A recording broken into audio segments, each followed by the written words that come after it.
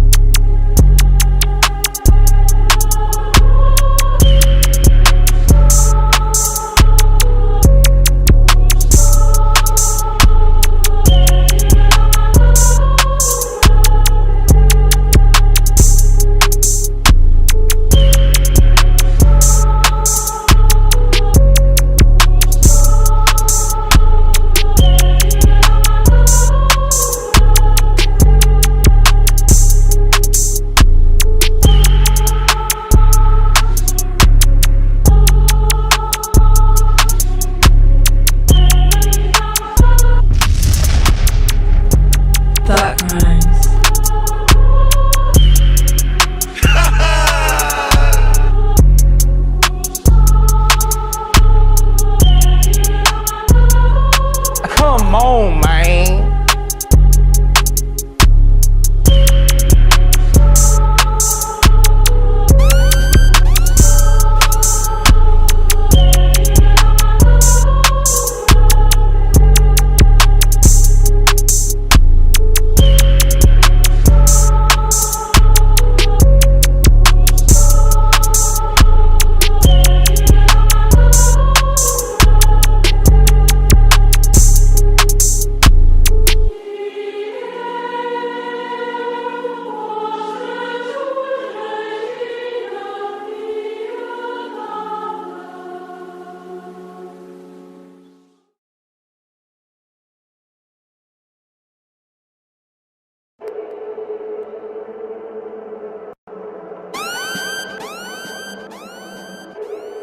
CRIMEZ.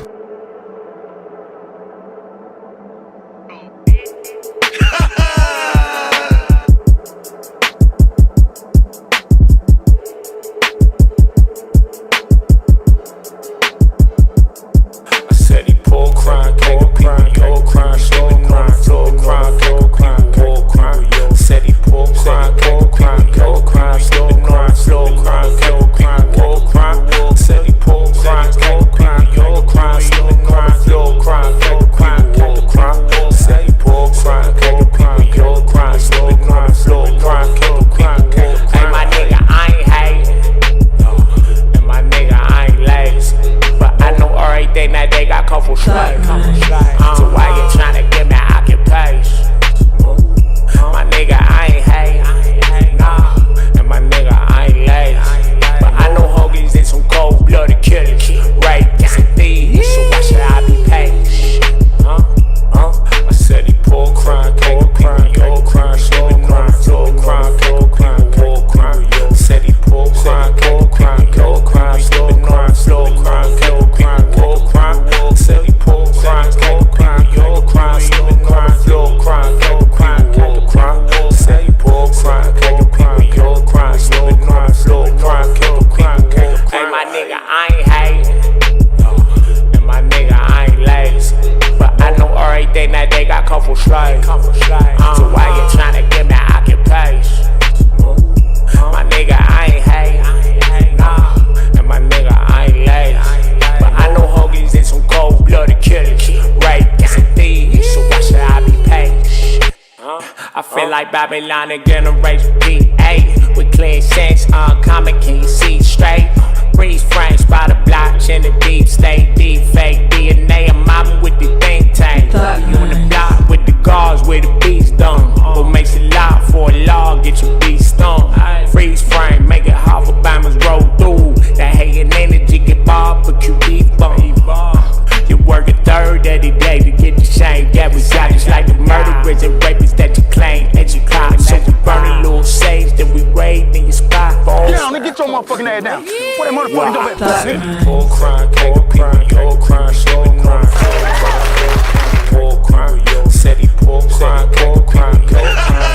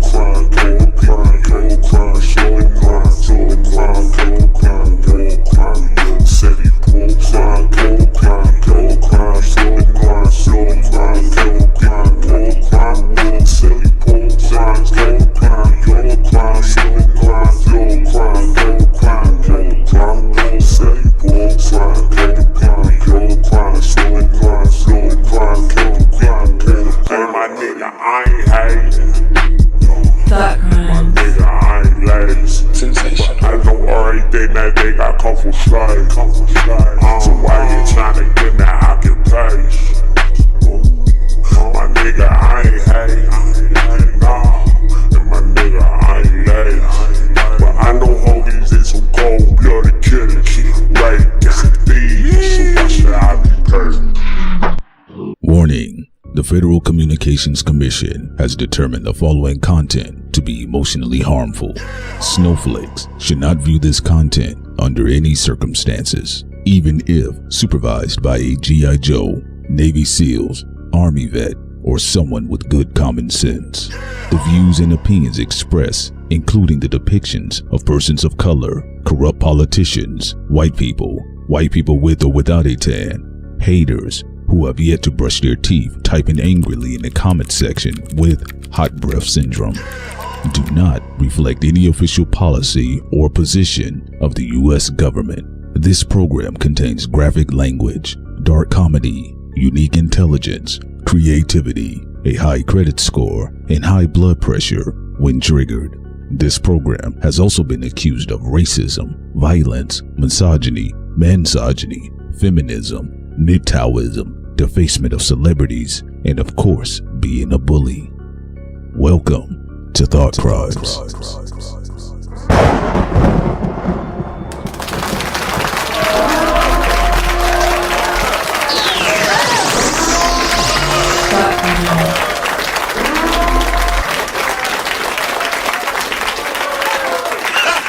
Sensation.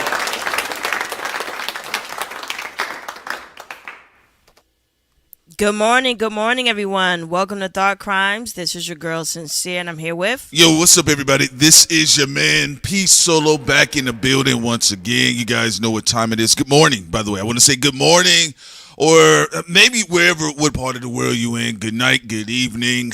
As they said, that's how the cookie crumbles on the Truman Show, folks. We got the tale of two Russells, and both of them are causing a lot of headaches in both white and black space. We got Barefoot Russell Simmons, a.k.a. Snaggerpuss Simmons. Give me $20. Trying to get off that damn boat wherever he is. In Thailand. Where is Russell Bali, Simmons? Bali, yeah, where he's in. Then some people say Indonesia. Indonesia, wherever it is, he gonna get wiped out in a flood. Wherever the hell he is. Then there's OMB director, Mr. Russell Vought. Okay. Hey,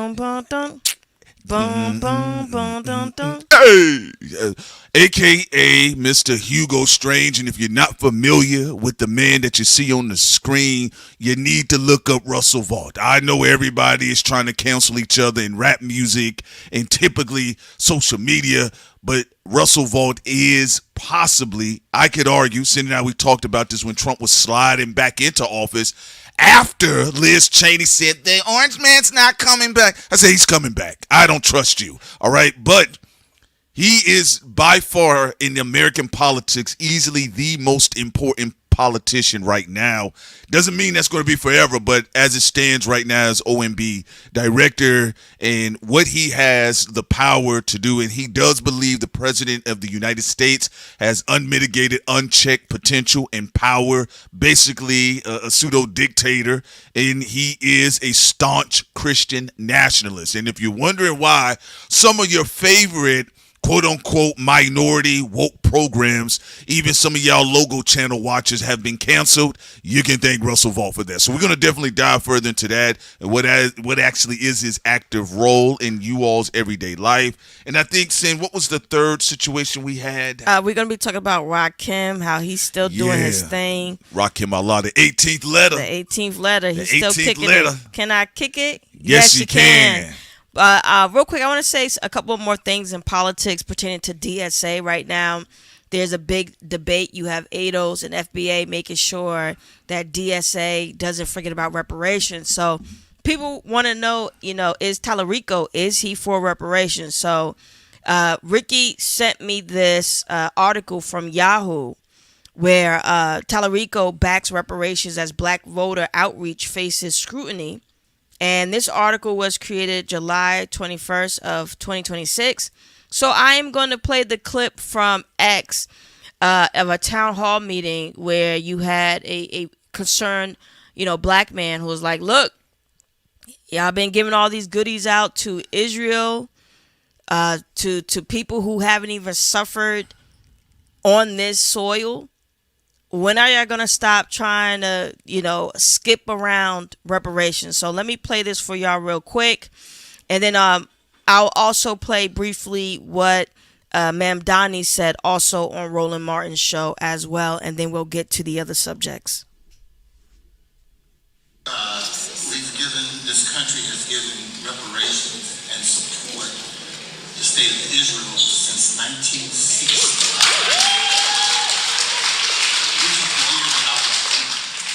We've also given reparations to the Japanese as well.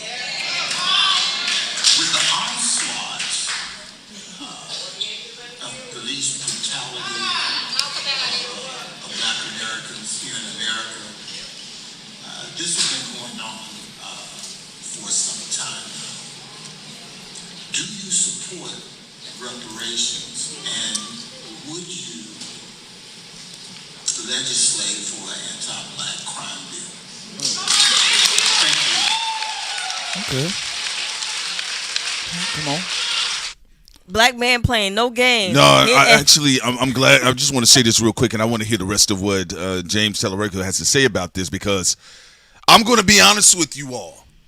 I mean, you see Clyburn up there, and I said Clyburn and Clarence Thomas, same nigga. I mean, all right, same I thought it, but I'm like, nigga. Damn, they do look the same. All right, they refuse to shave their hair for nothing. That's a stubborn ass spirit. But anyway, the reason why I'm making that statement, because I want Sin to finish playing the rest of this, because I saw that conversation. I can't think of that brother's name. Y'all know who he is, with the glasses, the one that was interviewing Clyburn, and I'm gonna say it's black people's fault.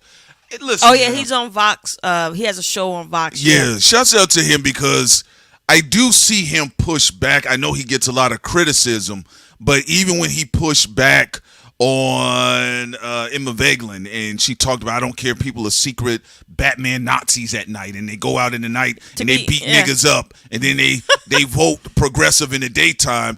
I do like that he pushed back, and he says, are you serious? Like, no, to give him credit, he does it very smoothly and mousy, but still effective. Still effective, all right? Listen, you got to have some pushback somewhere, just like Mouse did with Memphis Bleak. Listen, I'll take any form of pushback versus some people laying down like a runway. So here's the thing, though. I just America's want to say Next Top Model. Yeah, man. Come on, man. Come on. Where's the teeth at? But anyway, so I like that this brother here got straight to the point. Are you going to get an anti-black, are we going to get an anti-hate crime bill concerning black people? And what he means is specifying. We already know that there's, hate. There's a hate crime bill that's already there and all that. But what he's talking about, we literally have a special task force in the United States to fight against anti-Semitism. Yes. Again, even though the greatest sin is not anti-Semitism in the United States, because remember, that's Europe. I'm not saying that the United States didn't have anti-Semitism, but the Holocaust happened in Europe. Didn't happen in Massachusetts. The greatest sin in the United States is the indigenous people, and also slavery from the Atlantic. Yes, the Atlantic slave trade that took place, and then leading to Jim Crow. And yes, that also include black people who are indigenous as well. So those are the greatest crimes that have been committed here in the United States. And you have zero task forces, special divisions, dealing with anything pertaining to hate with black people. In fact, again, because of how open a lot of black people are, most of the things that we've created is for everyone. That includes the Civil Rights Bill, that includes the Civil Rights Movement, that it also includes the Freedmen Bank, and so many other things that a lot of people who immigrate to the United States do not respect. They take it, then they start to pretend to be off-white, whether they're brown rice, red rice, don't matter. They pretend yellow rice, they pretend to be off-white, and they duplicate basically the anti-black energy, even though they benefit from the trials and tears and blood and violence that black people had to suffer in order for them to be able to participate in the Civil Rights Act and so many things that they get to advance from. So, yeah, I think that's very good too, because you have to specify Black Americans, and I'm just being honest with you all. Like Sin stated, is because look, everybody's using Black people as a booster seat, okay? And I'm glad that somebody Black, that it wasn't the Roland Martin conversation. We're not having the D.L. Hughley attack Janet Jackson conversation. I said that was a mistake. Who cares about what Janet Jackson thinks about the election? She's an entertainer, and as a private citizen versus the public entertainer, whoever she votes for, that's her business. I think a lot of times people whoop on Black people that have notoriety publicly too much, and they waste time there versus having these type of real conversations and healthy conflict. I think as a running candidate, especially if you're leaning into Black people's votes, you need to talk about the hate and the reoccurring lynchings, not only through the police department, through the educational system, through the medication industry as well, the medical system. On top of that, those conversations need to be had. And no, we do not need to sit up here up under the United States of Bill Maher and act like race is a social construct. Because listen, there are all type of task force to tax Black people every day. Well, Bill Maher is supposed to be an atheist, and he still believes in the state. He believes in coke. He believes in the state of Israel for religious reasons. Like, so are you an atheist or not, bro? But anyway, I'm going to send this to you because it's freezing on my pad a little bit. So I'm going to send the rest of this video to you so you can play it for everyone. And any DSA candidate that it hasn't really made their stance known clearly for reparations, just let us know and we'll let our audience know about it. Again, with Ricky. He wanted to showcase that allegedly Talarico is supposed to be for reparations, and we're going to keep doing research on it, but we are going to play this clip further. I just sent it to Prince. Yeah, we want to see how far this goes. Again, that this is not just campaign jargon, campaign talk, and I think this is fine. I think we should be comfortable because rightfully so, people are asking who is taking AIPAC money. And my only thing about these conversations concerning citizens, all citizens, especially groups that have been stripped and attacked, I think they have every right. Black people, the working class, the poor working class. Look, I'm not for the games where people are kind of mismatching or mismanaging, what goes on with Black folks. So I don't have a problem with it. I think we have to get some real conversation because, as we've seen, even with Russell Vought, because all of this ties into the same thing. Russell Vought has intentionally went through the United States government. One of the reasons why Doge was able to stay in effect is that Russell Vought was making sure it take place, and he said it himself. Foundation too. Yeah, and he's a white Christian nationalist. Project 2025 as well. Yeah, he's actually the chief author of Project 2025, and Russell Vought said it himself. He's going to make sure he goes through and get rid of all of the bright colors of the United States culture, which mainly has to do with Black people. That's why you're seeing so much focus on disempowering Black people institutionally, right down to VRA, the Voting Rights Act. So we don't have no time to do any more Oprah Winfrey talk. We don't have no time to have any more games. Talk about reparations, talk about anti-hate bills that have been to protect Black people, because this administration and aspects of the previous administration have been working very hard to disempower Black people publicly. Yeah, just to add to it, I don't trust anybody who claims to be against AIPAC, but they're also against reparations. You got to watch it. Say that part again, Sin. You got to say that part again. If you say you are against AIPAC, but you're also against reparations like Bernie Sanders was, I don't trust you. And no one should, because AIPAC has put in money to be against reparations as well. You saw Ben Shapiro on the Daily Wire. When he was on the Breakfast Club, he said he was against reparations. Bernie, also Jewish, said he was against reparations. And he's supposed to be, the OG for the DSA movement. And helping, people get elected right now. And then, you also had PragerU, Dennis Prager, who has the Prager U platform. and he also advocates against reparations, and he says, nothing is owed to black people, and Jewish people had it worse. Again, this is not an Olympics. What happened to you happened in Germany. What happened to you happened in Spain. What happened to black people happened over here in the United States, some other countries as well. But in the United States particular is what we're talking about. Anybody who atrocities happen overseas outside of the United States talking about black people shouldn't get what is due to them, but they got goodies from the United States. When their genocide and atrocity happens overseas, then we have a serious problem. So again, if you are supposed to be against AIPAC, then you should be for reparations. Well, the reason why it's very important to talk about, because people say, even Ben Shapiro, what the hell is he talking about? 200 years ago, his ancestors were not in this country. What is he talking about?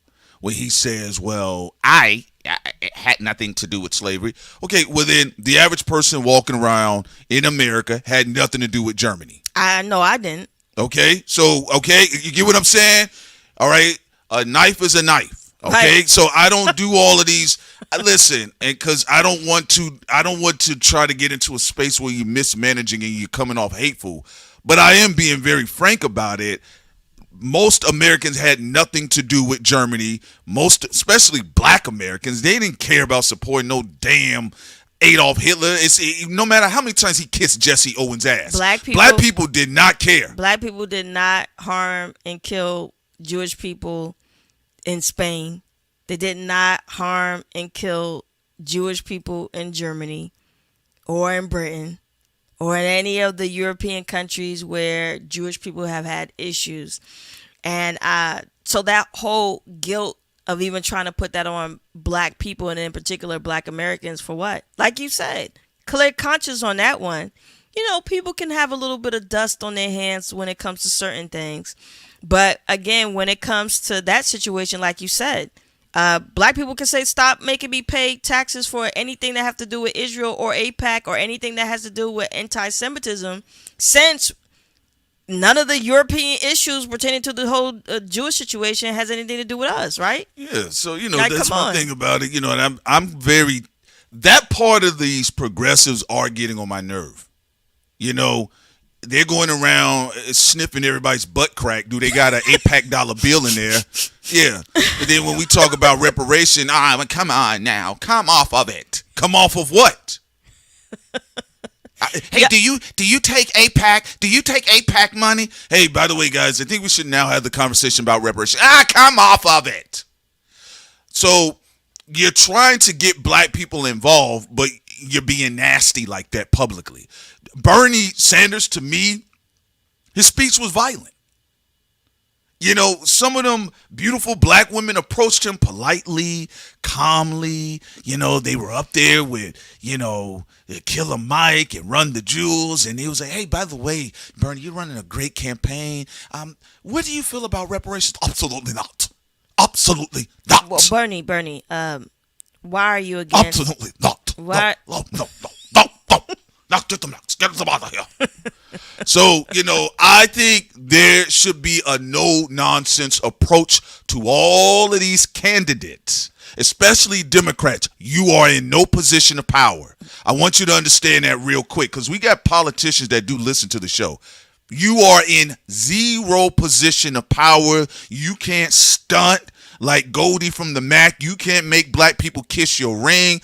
With Clyburn looked crazy out there. He looked like a dirty rooster up there talking crazy, talking about black people caused the last election. We can go ahead and get you on up out of here too. He said black people was the reason why the Democrats lost. And look, I usually do respect my elders, but he's an old bitch. I'm sorry. Just like Bernie, I'm sorry. Two cluck heads. I can't do it. He went on a rant against black people, and this is what we're talking about right here. You're not doing enough. Bitch, I don't got to do anything. You're not doing enough. You are in a position of power that people voted for you to be in that position, and you think you're going to just sit up there and talk like that to me?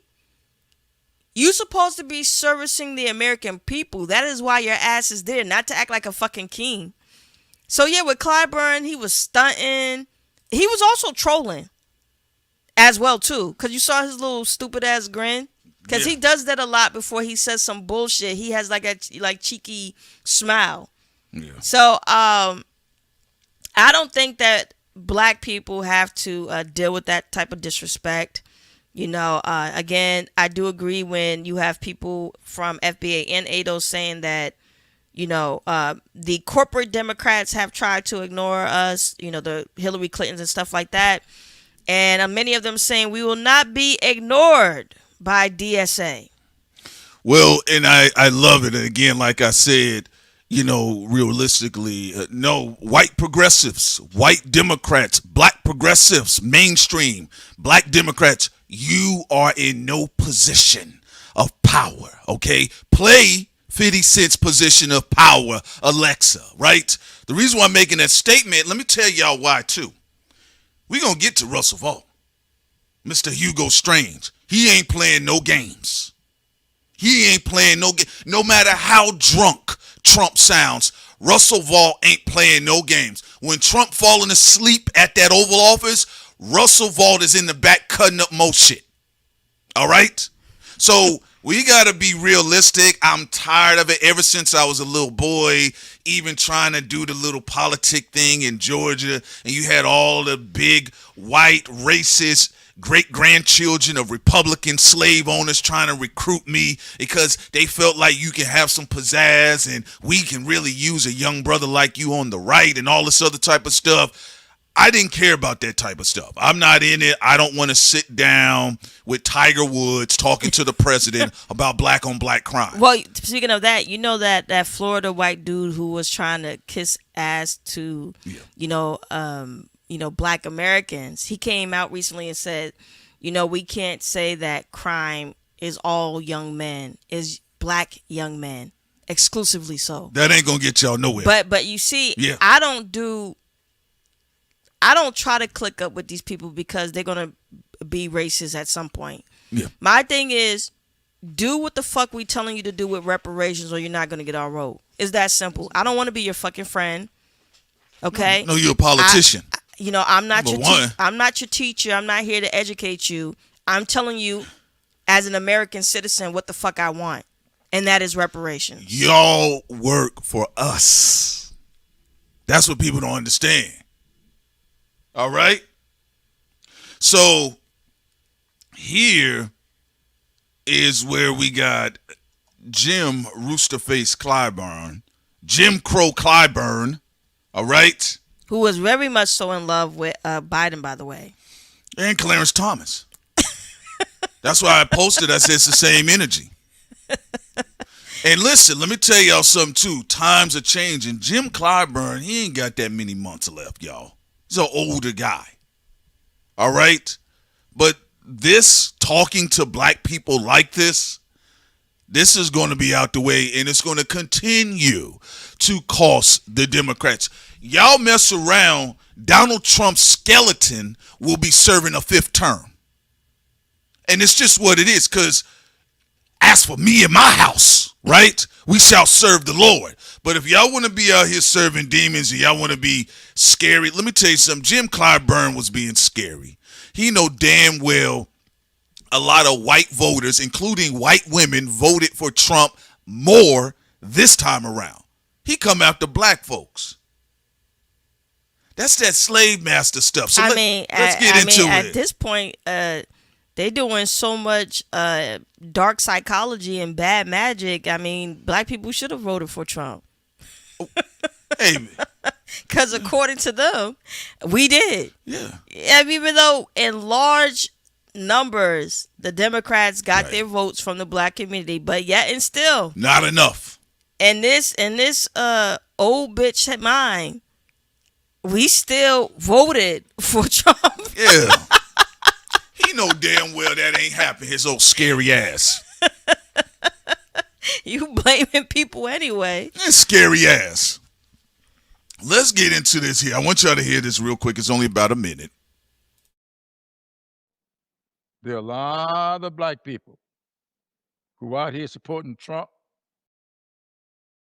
See, all right. I'm going to stop Jared Tall Mouth right here. Do he has any scandals like of paying for prostitutes or anything? I'll look into that later. You know what? I don't want to be that disrespectful right now this early in the morning. He do look like he pays for it. But I'm going to be honest with you. I got to double check on that. I mean, it's the A, and I know when I moved around, hey, you had old black niggas. Old black niggas talking about they want to send you to Morehouse. I said, sir, I don't get down like that, and back up. All right? I told y'all about that. Y'all got old trick daddies out in these streets trying to trick off with young males. And I know for a fact, because growing up, old trick daddies that look like Clyburn tried to roll up on me. I said, hey, back up. I don't get down like that. All right? Well, I can see, everybody trying to get to Morehouse. I said, I ain't one of them. But that old black boule circle is very serious. All right? So I'm just telling y'all right now, that's what it looked like to me with Clyburn. I'm going to be real with you. This is what we've been trying to say. Like, even in Black Hollywood. Hey. Like, the boule, they've been horrible. I'm not saying we've never came across Cock Block 2000. Good boule. That's what they are. Good boule members. But the few boule people who still want to do something for black people exclusively, they come to us tired, saying that their peers don't want to do shit. No, they want to be up there like Bob Johnson. This is another Bob Johnson nigga. Pretty much. Another old Bob Johnson nigga that enjoyed the pound cake speech. Listen, you don't think that I try to respect the pound cake speech was legendary? Yeah, I try to respect the elders, but when they used to get out of line with me, I had to educate them. And y'all don't get jobs because your name is Letitia. Hey. Pull up your pants. There you go. This is why white people don't respect you. He trying to play the role of a super mammy. And then white people still throw women in prison. Yeah.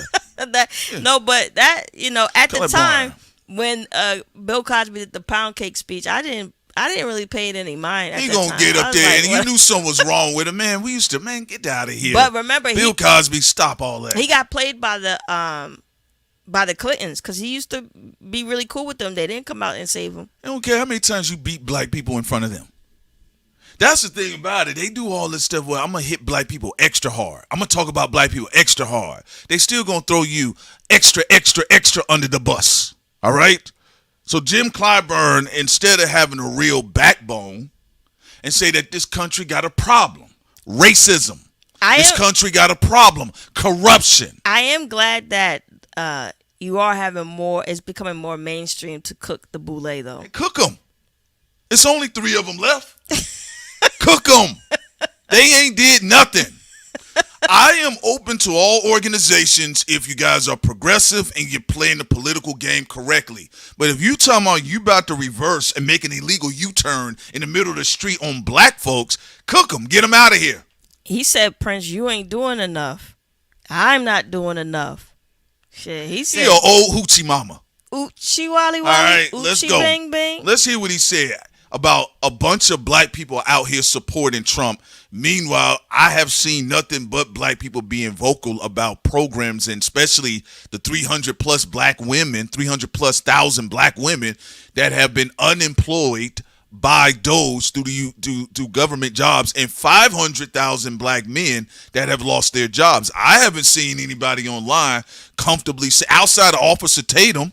All right, he has a tramp stamp from Israel. I don't. So let's go. Let's cut that out the way. Yeah, and I don't celebrate that. I know some people's like, 300, black women lost their jobs, 500,000 black men, but I don't celebrate that because, at least from our experience, a lot of those black people have shown support to this platform. So wait a minute. Then what type of sick nigga, what type of sick Negro are you that you celebrating black women getting fired? So that way you want to pick up black women homeless off the streets? And also, them black people used to have some good tea. Yo, Thought Crimes, we got to talk to you real quick. Bro, okay, what's going on? Right now, DARPA. Like they be giving all the good government information to What type of sick Negro is this talking about I'm happy black folks getting fired? Here's another one. Let's go ahead and show you. Let's go ahead and illustrate why they paid Jim Clyburn all the trick daddy money. I can tell you the tired. level that he has. I can tell you tired of them because you talking away from the mic. Yeah, well, y'all gotta understand. Precious bobbing his head like Atlanta. he's Stevie Wonder, and sometimes he's missing the mic. Man, I grew up in the A, bro. All we saw was boule niggas. Some of them did good work. A lot of them didn't. Okay, yes, and Sin is right. I am tired of the Steve Harveyisms. I'm tired of Jim Clyburn, Oprah. I'm tired of them bleeding into hip hop. Yes, they are cock blocker 3000. All they do is block at the rim. They play Ben Simmons to black folks in any day. Black people get new music. Here they go blocking. Black people get a new job. Here they go blocking. Black people happy in the park. Here they go with their pound cake speeches. You get what I'm saying? So let's go ahead and get into this old scary, scarecrow ass nigga here and talking about black people are for Donald Trump. Insane. There are a lot of black people who are out here supporting Trump. You cannot tell me that his policies are good for black Americans. Are they? So why are black people supporting him? It might be because the Democratic Party hasn't delivered. Like, it might be because the leers of investment and neoliberal democratic politics has not changed their communities, right? Like, couldn't they be voting not just for Republicans, but against Democrats? Well, don't vote at all. Isn't that what you said? I guess I wanted to say that I feel like when we talk to a lot of the Democratic base, we hear a desire for accountability from their own leadership, a leadership they feel like has not delivered, a leadership they feel like made some political stumbles for Donald Trump to return. I guess I was asking, do you share any of that No, I and feel don't. that? No. And you're saying no. I'm saying no. I'm saying that's what you're Okay. saying. They don't tell me that. Why They don't tell you that? Why are my constituents telling you stuff they won't tell me? I guess What type of dumbass What shit? you talking about? What is this? Whoa. Hey, man, wipe the grits and eggs from your mouth. What you talking about? Who are you to run anything through? What you talking about? And why are you always so spicy with black commentators, black podcasters? I've seen Clyburn get interviewed by damn near Call Her Daddy podcast white girls, and he had a different temperament. You get what I'm saying? So that's why I say a lot of times, look, I don't like none of the old vanguard. All they do is block. And the problem is, as you guys know, growing up, Democrats feel like they own the black vote like furniture. That's what they feel. And who has been saying this all the time? Independent hip hop media, ADOS, FBA, and other people have said this for the past, I don't know, a mixture of different type of black people have said this for like at the very least for the past 30 years. And then if you go further back, you'll get to Malcolm X in the 60s and all that. I'm just saying. All right, yeah, let's get into the rest of this. Let's go on with this lie. I find it a little hard to believe that you haven't heard the Democrats say they're mad at their own party leadership right now. That feels pervasive. You know, like we just saw Adriano Espaillat lose in New York. Look at that trolling face. I told you. Look at that trolling face. He is a troll, though. That's for sure. Come on, let's go. Because I will say Clyburn does. I personally think he enjoys when he gets hate, though. Well, most of them old black niggas do that. if your hair, See, look at that. He's enjoying it. He's like, enjoying the attention. Clyburn ain't got nothing else to do all day. He ain't looking at no real reports. Everybody report to him with a folder or an iPad. To your point, where he's happy because he lived his life. He's closer to death than he is life. Yeah. So for him, he's like, he don't care. He said he gonna troll all the way to the end. Man, shit. He didn't see Malcolm X get killed, Martin Luther King get killed, JFK get killed. All right, he didn't live through Jim Crow. So for him, he made it. This is when you see a sellout or a hater. He makes it to like in his 70s, 80s, and 90s. Yeah. He like, I ate. Yeah. I ate. I ate. I made it. The rest of that time is left up to you. All right, let's go. York. We just saw the incumbent win in Colorado. Yeah. You have a Democratic Socialist Line candidate leading in the Wisconsin governor's primary. Those things feel like an evidence of a Democratic Party base who is searching for something different. Do you think that's true? Well, it all depends on why. I mean, where are they getting their messages from? I just think that a lot of it has to do with whoever the nominee is or whoever the candidate is, and whether or not they do a good job of campaigning. Yeah, You're saying it's up to the individual candidate. Absolutely. Where Clyburn is being honest for who he is. He's basically saying, shut the fuck up with all this woke shit. Nobody gives a fuck about that. It's about who has the best game in the campaign, who lies the best, who scams the best. Sometimes that's true because Trump is a scammer. Some of the presidents before him were scammers too. They didn't make good on their promises, right? So this is what you call somebody who, like, again, who specializes in dark psychology.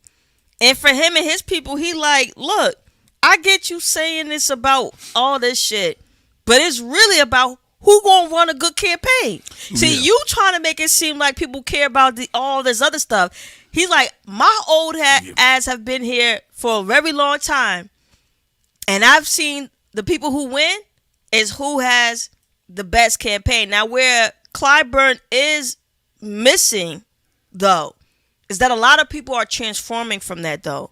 A lot of people are saying they're tired of just going along to get along, or people who just simply run a good campaign on cultural tricks. Now, a lot of people are looking for more substance. Jim Clyburn didn't even know who none of them candidates were. He's so damn old. I'm just being real. He didn't did politics for 100 years. All he know is that did they win? And are they tied to the Democrats? I don't care about all of that. We're going to get them in line somewhere, right? Which is a danger of young, invigorating politicians that once they start working with establishment party members, they kind of start deviating towards more of a conservative approach within the party. Prince, well, you know why Clyburn is cocky, though, right? He was one of the leading charge energies that got Biden elected. Yeah, he was. So that's why he's very... You got to go back to them black churches and hit him up again. That's why he's very cocky. Because, like, come on, Joe Biden, like, did he really look that great of a candidate? No. But Clyburn, like, I helped get him there. So I know what I'm talking about. We see with more time before. We never had no Obama. And remember, Clyburn talks to black people how Joe Biden, how Joe Biden talked to Charlemagne. When he was in front of Charlemagne, he said, if you don't vote for me, you're not black. And he cut off Charlemagne's like, yeah, shut up. He said, and Charlemagne did shut up. Y'all don't got nowhere to go. Y'all gonna vote for me. And actually, I came here out of courtesy. Yeah, man, come on. Because that interview wouldn't have made it out if it was me. Because I don't know why you talking like that. What you mean you ain't black? What does that mean if you ain't black? Clearly I'm black, but I may not vote for you. Who's to say Scarecrow Joe was a black Shambaka stone? That's crazy. That's why I know there's like a hub of weirdness within the Democrat corporate elites that Joe Biden felt comfortable enough to say that. And another thing, too, Jim Clyburn doesn't care.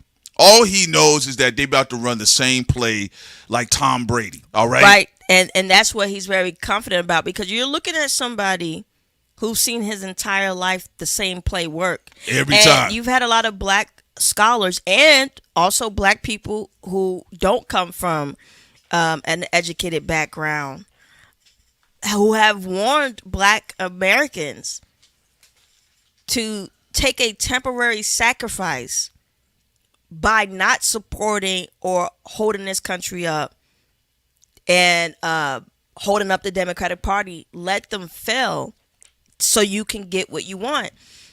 And all of them black people for decades have been shamed. I mean, we for a long time. A long time. Yeah, they thought actually they was going to shame the black vote behind Kamala. That's what I said. See, they're going to get an education. I'm going to tell you that, and you guys know what I said Listen, y'all know how I am. If they don't get it, they will feel it. Because if they run this same play where we about to call black men pookies and we about to split the black man and the black woman voters against each other for competitive dynamics, and they don't do that to any other group or ethnicity in this country, then if 2028 comes around and old gangster ass, crooked ass Elon Musk roll them raggedy ass lotto machines out there again and rig an election, and then now they got to sit up under a regime again, then so be it. Well, and also to, add to what you're saying, I look, New Jack City, great movie, classic, Wesley Snipes. It's a great fucking film. Ice-T. But how many times I gotta hear Pookie? Now I understand, and Gen Xers in the chat, y'all correct me if I'm wrong. But I understand like Pookie was like a hood thing or something for the Gen X class. I knew more peanuts than Pookies. But why are we still talking about it like that? Like, bro, like Obama and this. And they said Obama smoked crack. And Roland Martin and everybody, like, why? Who the fuck? Why are we still talking about Pookie? Do they got Pookies in Haiti? Because Roland Martin, ain't he Haitian? Now I grew up in New Jersey. Come on now. I'm a '90s baby, but to your point, I've only heard of Pookie in a lot of the films, like the urban films, shit, to watch. I ain't never met a Pookie in my life. When I watched like New Jack City as a kid, like that was like, oh, Pookie. But I've never seen a Pookie in real life though. But they keep fucking talking about it. I don't know nothing about no Pookie. I knew Peanuts. I knew Lil Man. And that's it. But I ain't know no damn Pookie. Pookie was a crackhead. And that's all I knew growing up. So niggas used to call niggas J's, or they would joke about somebody being Pookie. He on that shit like Pookie and them. But I ain't never heard, because when I hear professional politicians talking about Pookie, but then I look at the white politicians, I'm like, are they talking about Jethro? Like, no, they say as you as the voters, right? Even if they are, listen, we didn't see Beto O'Rourke talk to no teeth trailer park white folks. And he didn't say all the Roseannes or the Jeffreys out there or the rednecks. They don't talk about that. I told you guys, in media, especially politicians, they talk angry to black people and disrespectful. Well, that's what I'm saying. Like, I thought Pookie was a crackhead. Pookie was a crackhead. That's the point. No, he was a crackhead in the movie, but I'm saying, like, I thought that was a nickname for crackheads. That's what I'm saying. I never saw, like, a civilian that wasn't on drugs being called Pookie. You think a crackhead is concerned with preserving the republic? That's the weird thing. Like, why would a crackhead be concerned about that? Even when Obama was like, now get the Pookies out the road. Huh? What? Like you said, somebody... Get your aunties out the vote. You think somebody smoking crack gives a fuck about a vote? They don't care if it was Trump or Abraham Lincoln running. Like, why you keep talking? And why you always reaching for the low tier of the black community? How come you didn't say get the young college grads out there? Let's go ahead and get our doctors. Let's go ahead and make sure we get our producers out there to vote. Blue collar workers is very simple. Let's get our carpenters, that's that blackish shit. Our construction workers, our security guards. There are a lot of black people who are security guards. Who the fuck is this Pookie? A crack, like you said, a bunch of crackheads going out to vote. Like, come on, nigga. That don't even make no fucking sense. I see real black crackheads run with real white racist meth heads. Nigga, they do not care. I don't know what they keep talking about, these Pookies. If you're buying a new do-rag, whoa. Because, see, Obama, when they said you was in the back of that car smoking crack, y'all wanted everybody to tone it down. Don't say that. That's a stereotype. Then when they drew him and Michelle Obama as a monkey getting shot up in the New York Times, which was a Planet story to get y'all invigorated around him, then they said, hold on, we got to fight this. Then he come out, let's talk about the Pookies. Well, to your point, I didn't think allegedly Obama doing crack was anything special, because most of these politicians do drugs. Come on now, Marion Barry, Giuliani, everybody, like even all of them, even overseas. Yeah, come on now. Whether we talk about Canada, what's that one with the carpet on his head? The UK. What's the one? You know, the one that got the carpet on. A lot of them have carpets on their Trump head. keeps sending them prisoners. You know which one? He showed up to the White House and he said we got to deal with the homegrown ones. He got that Steven Seagal rug on his head. I know who you talking about. There's a lot of them. Funny looking guy. Y'all remember who he is? There's a lot of them that wear hair pieces. Yeah, so I'm just tired of all that. Even Clyburn is still on that you got to show black people tough love. That's how they talk to y'all. Okay, also 4969 said no, there were Pookies before crack. It's a hood nickname. I've been in the hood. I ain't hear no Pookies, but I don't think Pookie is a Jersey thing though. No.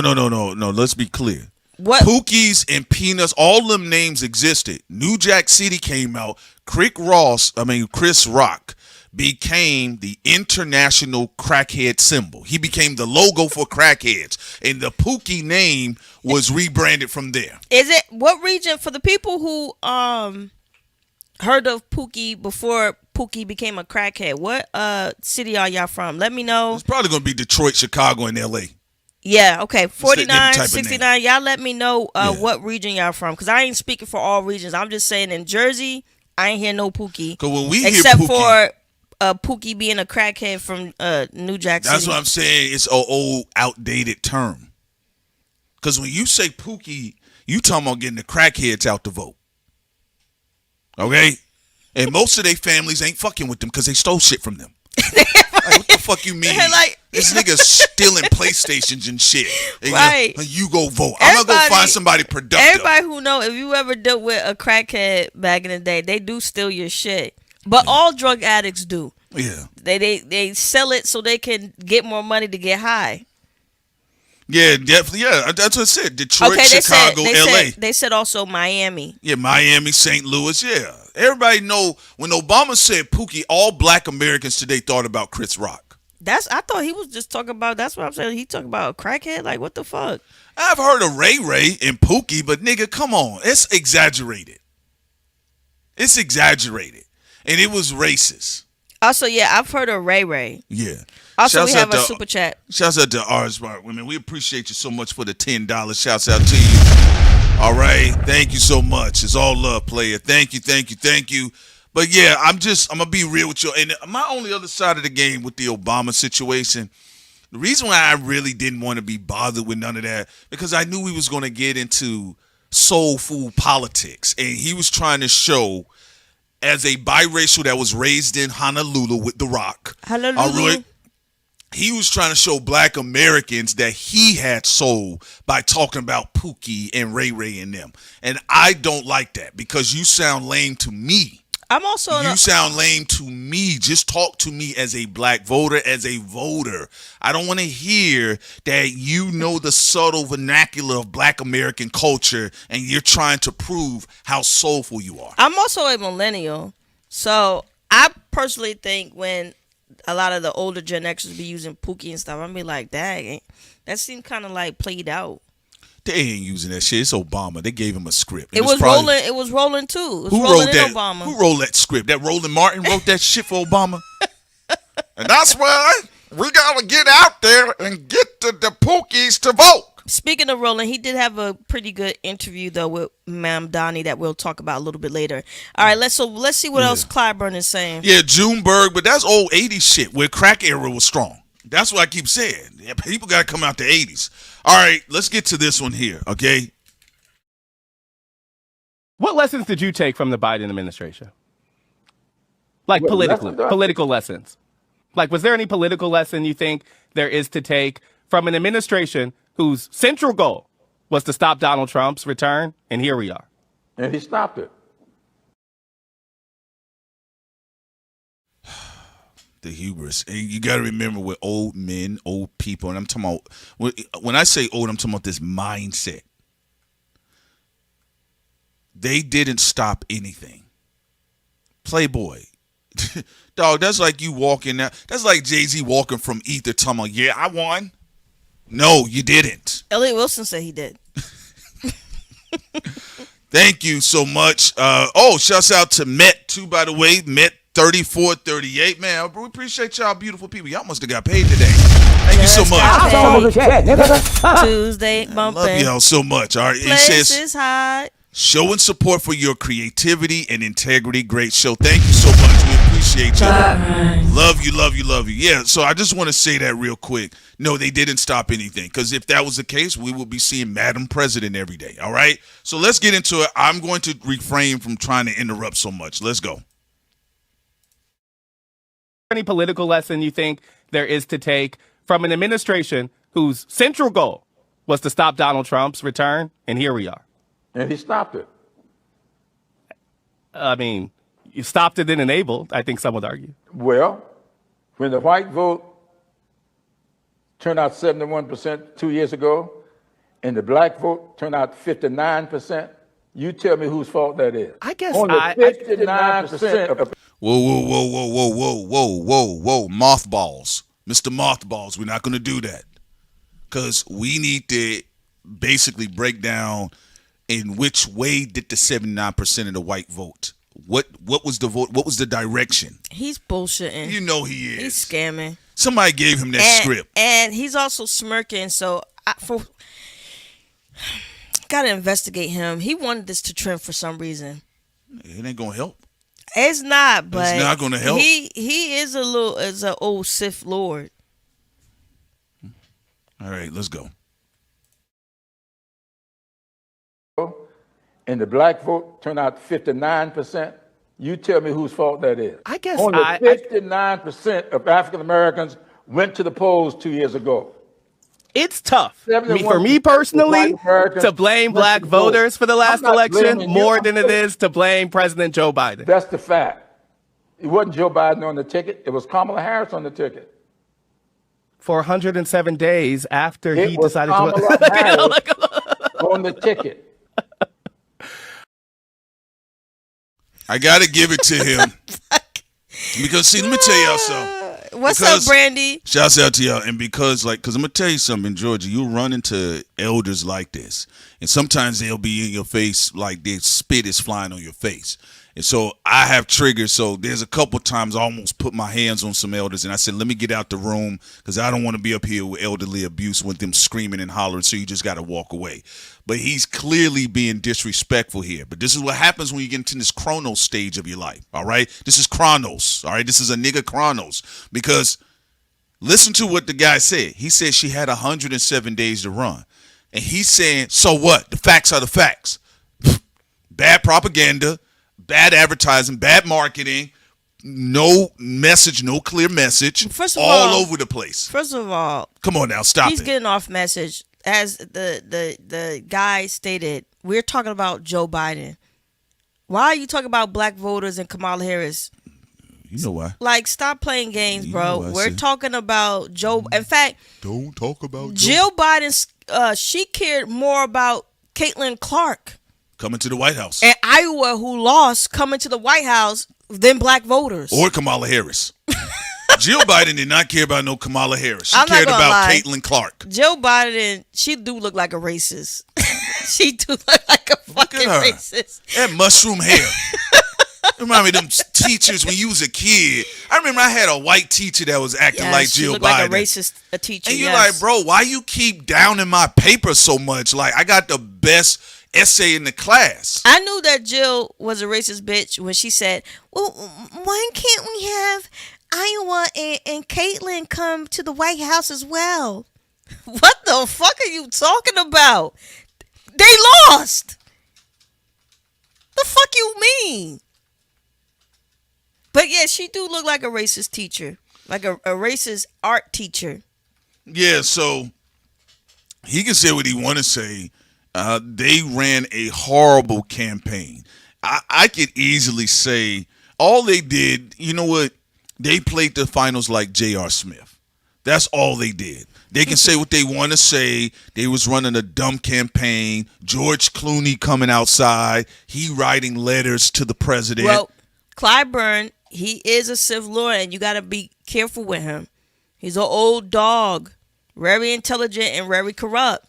Because remember, what did they dupe the black community with? Well, if you vote for Joe Biden, we're going to have a black woman as vice president. Who gives a fuck? You notice Clyburn and the rest of them didn't say, well, if you vote for Joe Biden, y'all going to get reparations. He ain't said nothing since he been in front of this camera. They said, no, I'm talking about back when they helped Biden get elected. Yes. And they went to the black churches and stuff. Right. And even the Breakfast Club, because Charlemagne was a part of this too. He's a part because of he it. keep trying to sneak away. Yeah. They all agreed, like, vote for Joe Biden. You're going to have a black female a VP. Yeah, that's when they gave her that Illmatic shirt with her face on it. But they never said, yo, vote for Joe Biden because of reparations or actual fucking policies that will serve and help the black community.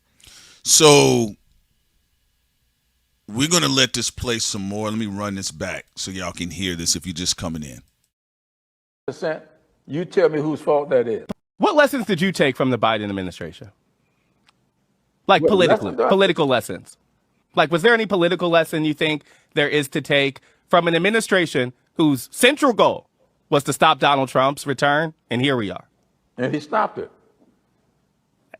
I mean, you stopped it and enabled, I think some would argue. Well, when the white vote turned out 71% 2 years ago, and the black vote turned out 59%, you tell me whose fault that is. I guess only 59% of African Americans went to the polls 2 years ago. It's tough for me personally to blame black voters for the last election more than it is to blame President Joe Biden. That's the fact. It wasn't Joe Biden on the ticket. It was Kamala Harris on the ticket. For 107 days after he decided Kamala Harris on the ticket. I guess I just wanted to see if there was a clear political lesson you took from that moment and whether you think something applies in this kind of larger democratic rethink after. And I'm going to say this real quick, too, because 83% of the black vote turned out for 83 to 86% of the black vote did turn out for Kamala Harris. Let's say versus 42% of white voters turning up for Kamala Harris.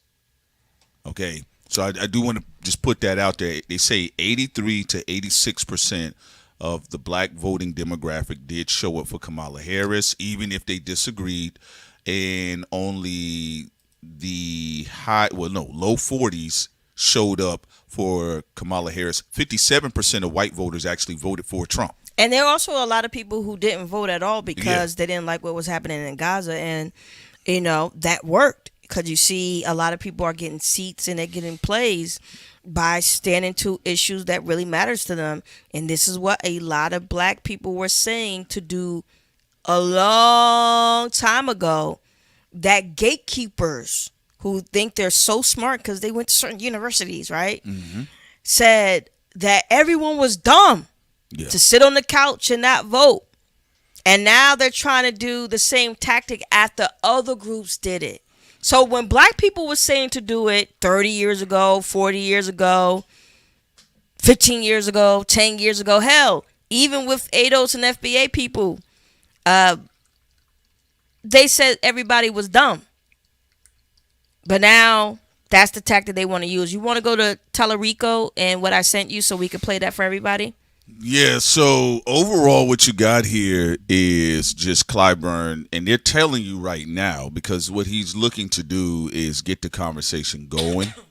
But what they're really telling you, ladies and gentlemen, they're just going to run the same play that they've been running. All right. And again, I know as silly as it sounds, there's a grand chance that they will lose in 2028 with all of the crazy Sith Lord action that you're seeing in the administration now. They still, of course, you can always look it up to them, leave it up to them to leave an opening to make things worse. Okay. Again, can you resend that to me one more time? It didn't go through, you know.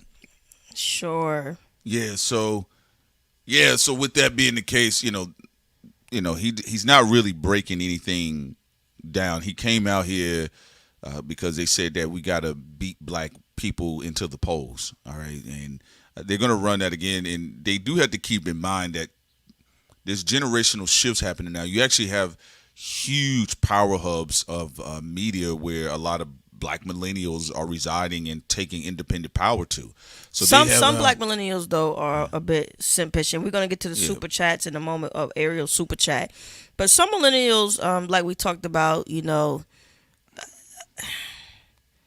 They be trying to be like bootleg versions of the old Vanguard. I know the establishment. Yeah, like we see them in hip hop saying we're gonna be gatekeepers, and then they fucked up the whole blog era of hip hop, and then by following the same mistakes the generation before made, and then we also see it in politics. So I am glad that certain millennials are starting to break away and be like, to the point what you're saying, no, we're going to do something different. Yeah, so with that being the case, Clyburn is just basically telegraphing the punch, and he is letting you know that for the most part, they're going to kind of run the same play, and and I'm telling you all, between the energy from Clyburn, the energy people are seeing with the Kyle Kalinskis and Anna Kasparians and TYT, I'm telling y'all, that's a recipe for disaster. And I get it. They feel like they're going to be able to champion their way to the White House, excluding concerns by black people and things that black people are demanding as tax-paying voters. Black people's concerns, they're not. They're going to make us lose during the campaign, huh? They're not needed. They're not needed. And again, how's that going for y'all? And listen. Like I said, y'all got to leave it. Sometimes, look, y'all, like I told you guys, I know on the day that y'all found out that Kamala Harris had lost, we had a lot of wonderful people in the think tank. They was upset. They was irritated. But Sid and I, we were just adjusting the lens. We said, hey, the lady only had 105 days and 2 weekends to run. And we had realistically a 10-hour live stream. All right, before we get to Talarico, you want to get to Ariel's super chat? Ariel, shouts out to Ariel, says sometimes you gotta put grandpa and granny in a chokehold. Respectfully. That is hilarious. All right, that is funny. Shouts out to the grandmas and grandpas too, by the way. But y'all know some of your neighbors that are angry, mean grandpas because y'all want to fight them. I didn't see grandmas want to fight grandmas across the street, so they know what's up. So here we about to get into this conversation here, and let's see what's going on here. All right, folks, we'll be right back. This country has given reparations and support the state of Israel since 1960. This is the year that I was born. We've also given reparations to Japanese as well. With the onslaught of police brutality of Black Americans here in America, this has been going on for some time now. Do you support reparations, and would you legislate for an anti-Black crime bill? Thank you.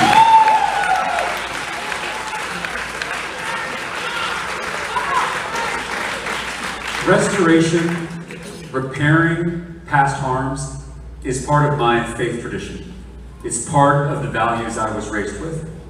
And it's exactly why we need a lot of the policies we've been talking about here to invest in Black communities, to invest in Black Texans, whether it's tuition relief, whether it's home ownership grants, whether it is baby bonds to ensure that we are helping to build that generational wealth. We have to correct the injustices of our past. I talked about Sand Branch, Texas. I don't think I mentioned that Sand Branch is a freedman community. So we are seeing the reverberations of slavery in modern day Texas, all over the place. And until we as a society are committed to righting those past wrongs, of restoring our Black communities, we're never gonna be able to get this country back on track. And so we, I think in this election, have a prime opportunity. Because not only is this a Senate seat that could determine the Senate majority, but all of you know that if we win Texas with a room that looks like this, that is going to be an earthquake in American politics. It will transform the politics of this nation, and it will allow us to build the political will to be able to repair those past harms. Part of what you asked is about a crime bill. In the state legislature, I had a constituent of mine murdered by the police. His name was Javier Ambler. He was an unarmed black man who was pulled over for not dimming his brights. He told the officers that night that he had a heart condition. They tased him so many times that he died right in front of them. The whole thing was filmed for a reality TV show called Live PD. It's kind of like Cops. I worked with Javier Ambler's family, his sister Kimberly. She and I started to do some digging, and we found that there's an incredible amount of research on these reality TV policing programs. That these programs encourage more violent interactions between law enforcement and their constituents, particularly their black constituents. And so Kimberly and I, we walked the halls of the legislature. We went office to office, Democrats and Republicans alike, and we passed Javier Ambler's law, which bans reality TV policing in the state of Texas. No longer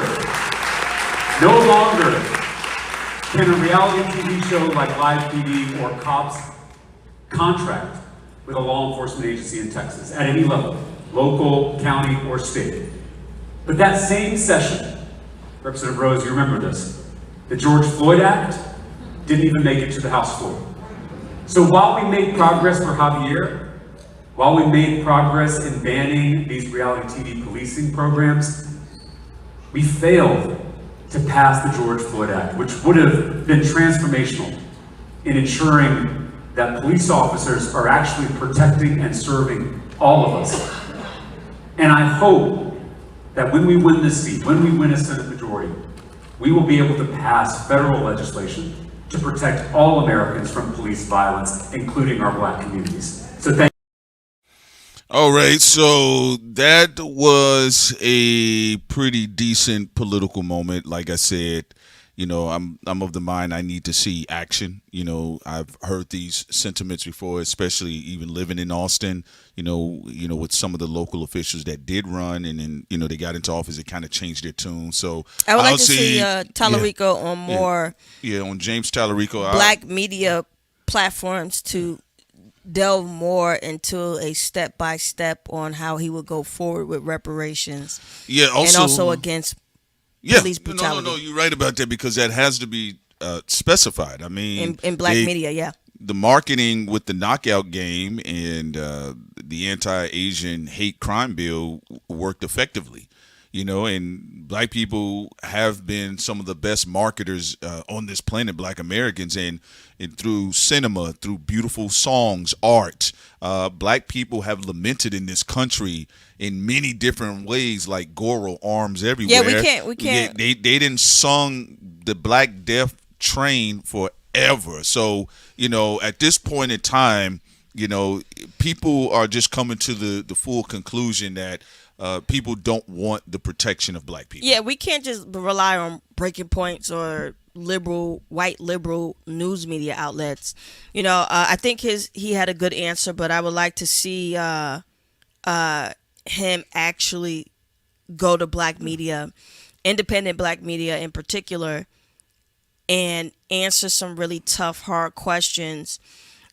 Like Prince said, sometimes people can give a good answer in a moment, but are you going to actually have follow through with all of this? And also, what is your plans pertaining to reparations? Are you working with organizations that are for reparations? Real legitimate ones too. Brandy Kane and Billion are out there working hard for reparations.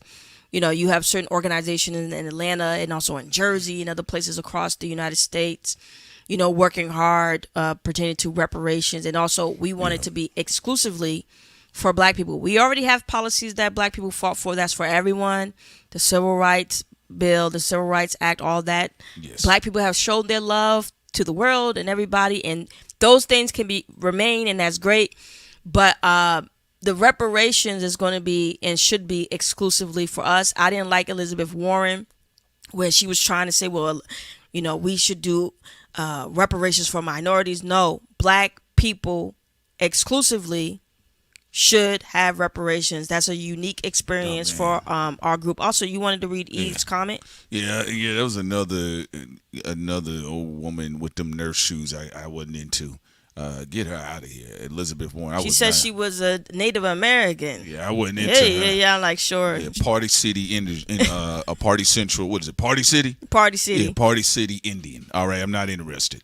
Also, let's see here. EK says I grew up with Javier Ambler, and he was a good dude, not a street dude. So shouts out to you, and again, bless his soul.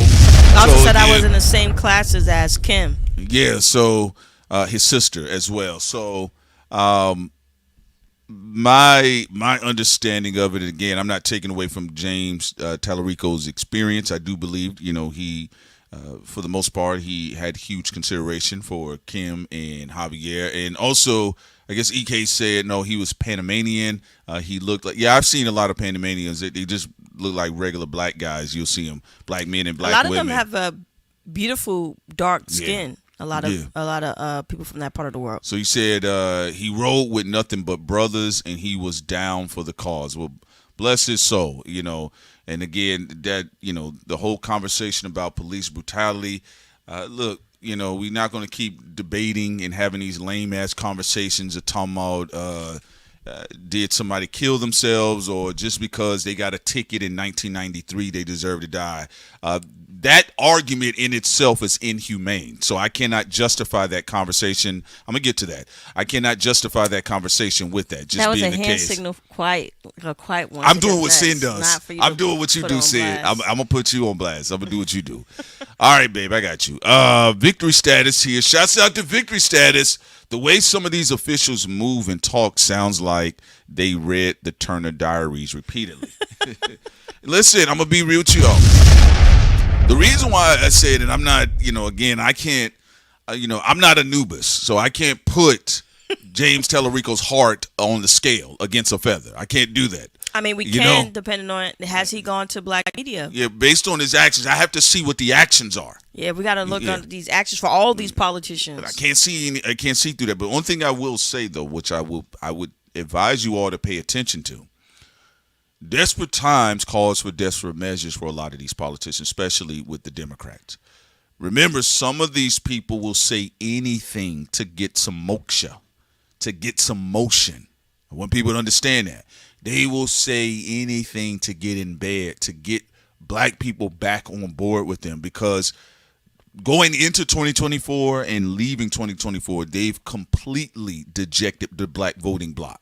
But I also do agree that I'm not voting for somebody just because they're black either. Hell no. We because there's too many body snatchers, people. They look like you, they talk like you. You feel like, oh, they from the culture. They do the same shit that Clyburn is doing, or Clarence Thomas. So I'm tired of all of that.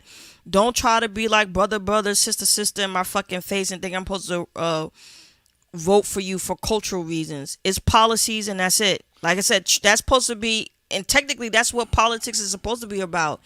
It's too much people doing too much cultural shit to try to replace policies. You're either for reparations or you don't get my vote. You're either for ending police brutality against black people for good or you don't get my vote. I don't give a fuck about what hip hop artists you listen to. I don't give a fuck about what movie you're watching. Policies. That's it. Because I know I don't care about that shit. I told you, I was like, man.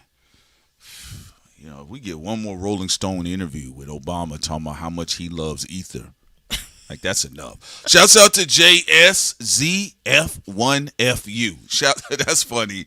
All right, we reached both of y'all. You in Victory Status. Thank you guys so much for your lovely donations. We appreciate you very much. So again, I will always keep an open mind about it, but if I see James Tallarico doing the Dougie, I'm checking out. I'm not interested. I don't want to see none of that shit. I don't want to see no black girl magic over there talking about white bae. I don't want to see black men pulling up talking about now he get it in with the brothers. I'm not interested in that. I'm not your brother shit. Not that lovey-dovey shit. I'm not here for none of that. You need to be effective as a politician, or if not, Russell Vought is going to be president in 2028. All right, we got another one too, by the way. Shouts out to you, JSZ, back in the building again. I support what the white politician Zayn, but he needs to specify its ethnicity based, not race, and a check must be included, but it can't just only be the check. Shouts out to you. What Jay is talking about is it has to be Black Americans and people who suffered through the Atlantic slave trade. That way it don't get mixed up with other beautiful people from around the world that are also Black that didn't deal with the Atlantic slave trade directly in the United States. We know that there are other countries that dealt with the Atlantic slave trade and being brought to, other parts of the world as well. And, I support their fights for reparations, whether you're talking about the Caribbean when it comes to Britain, or Hades when it comes to they're going through their own battle right now. Hades when it comes to the French, and of course here in the United States for Black Americans who suffered through the Atlantic slave trade is the U.S. government.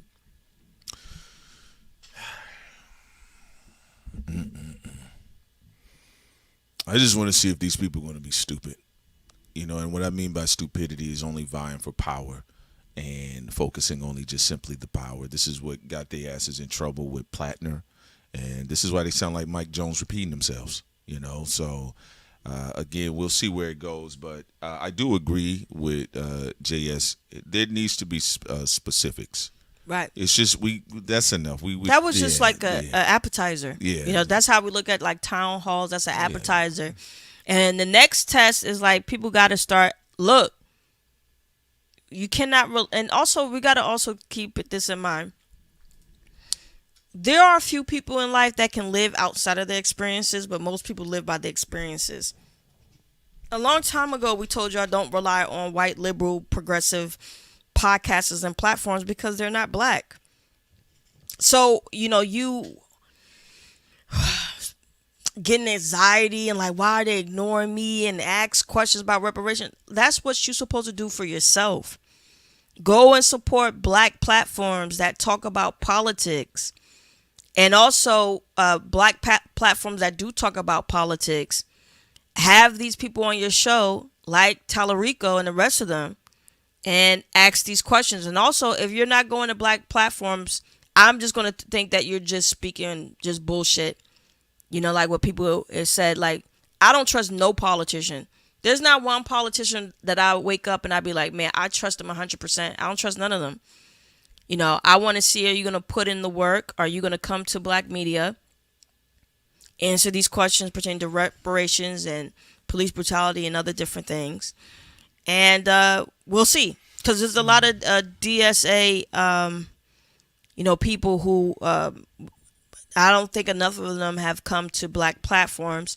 You just got you want to play the clip of Mamdani and Roland Martin, or we want to play that towards the end and get started on? You gotta send that clip to me. Send the clip to me. You okay. Got it. Yeah, just send it to me because I don't.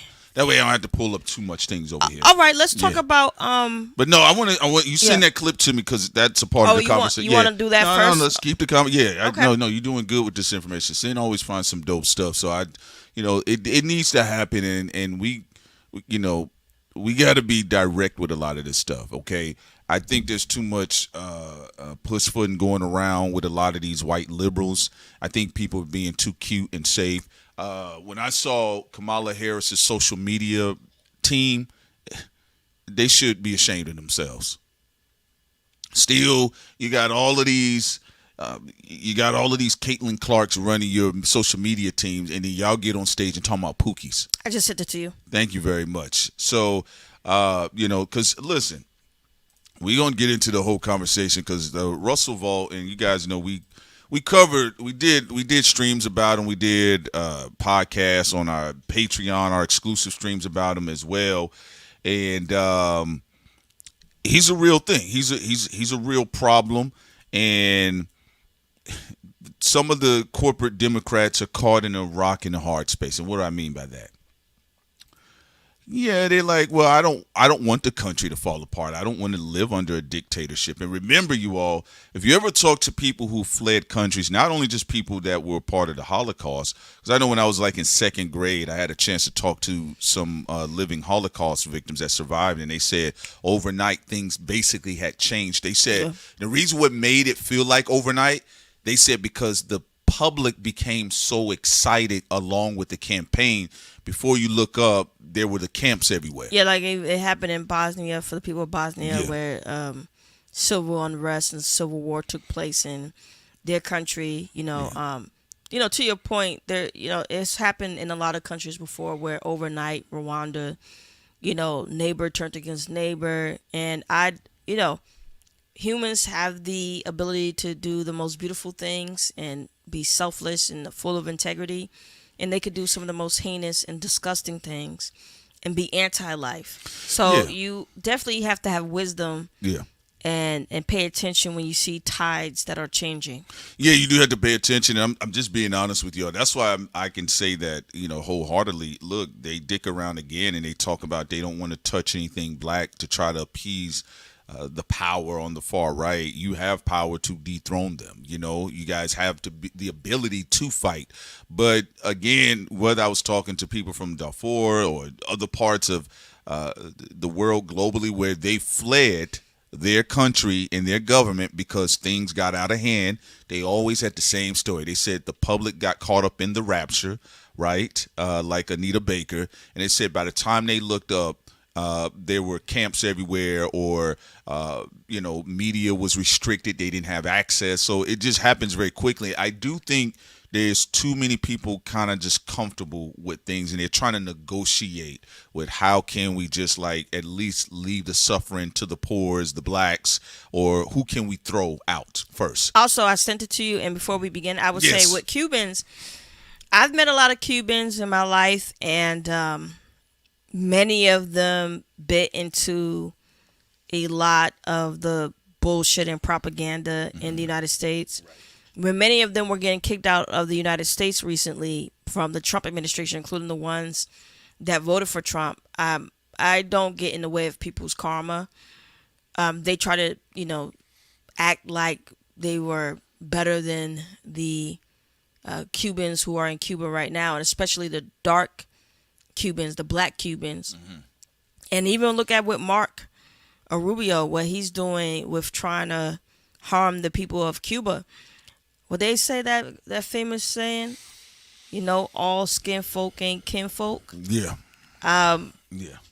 And when you have turncoats, they can do a lot of damage because it's coming from inside the house. Yeah, and I saw again a lot of Cubans. They've been so arrogant. Like even a lot of immigrant groups, they would come here and be arrogant and act like they can give black people a lecture how to win.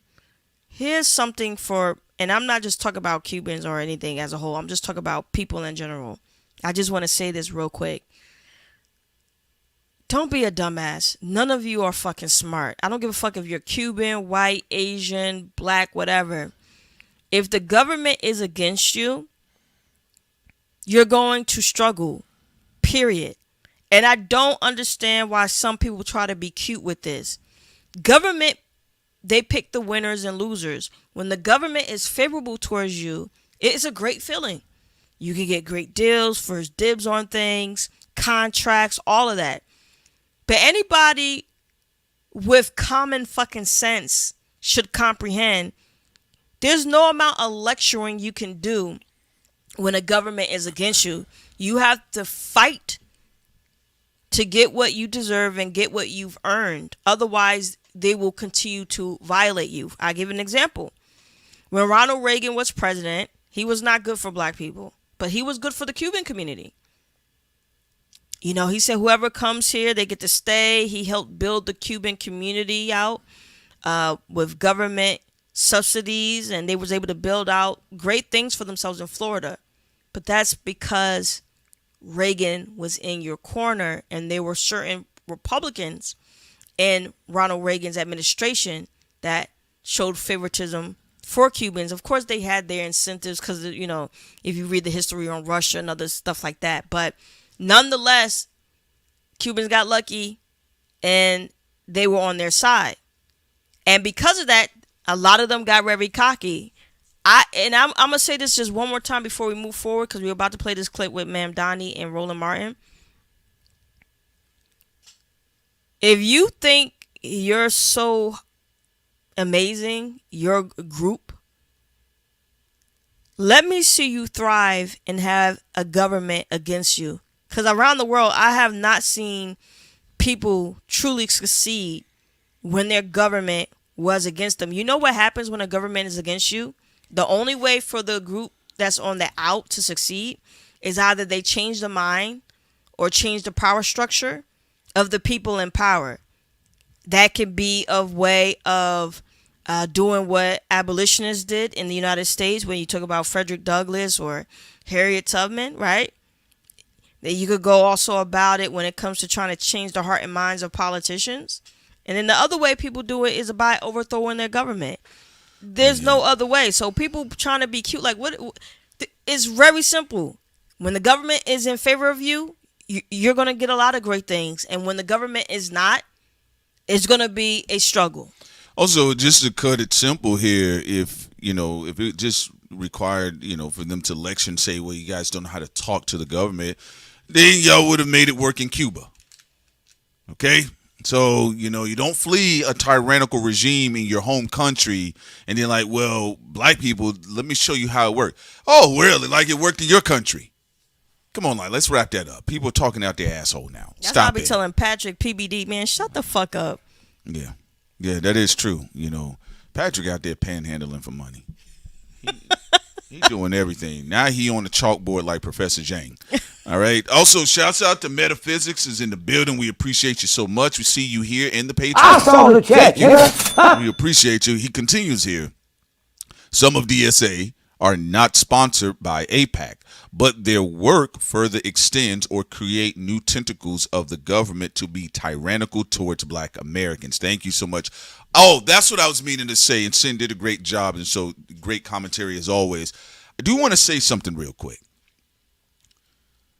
You're having what you saw by the time you got to CPAC and what you saw within the RNC. You remember there was this rogue energy that was taking place within the party, and then it completely changed the identity of that party.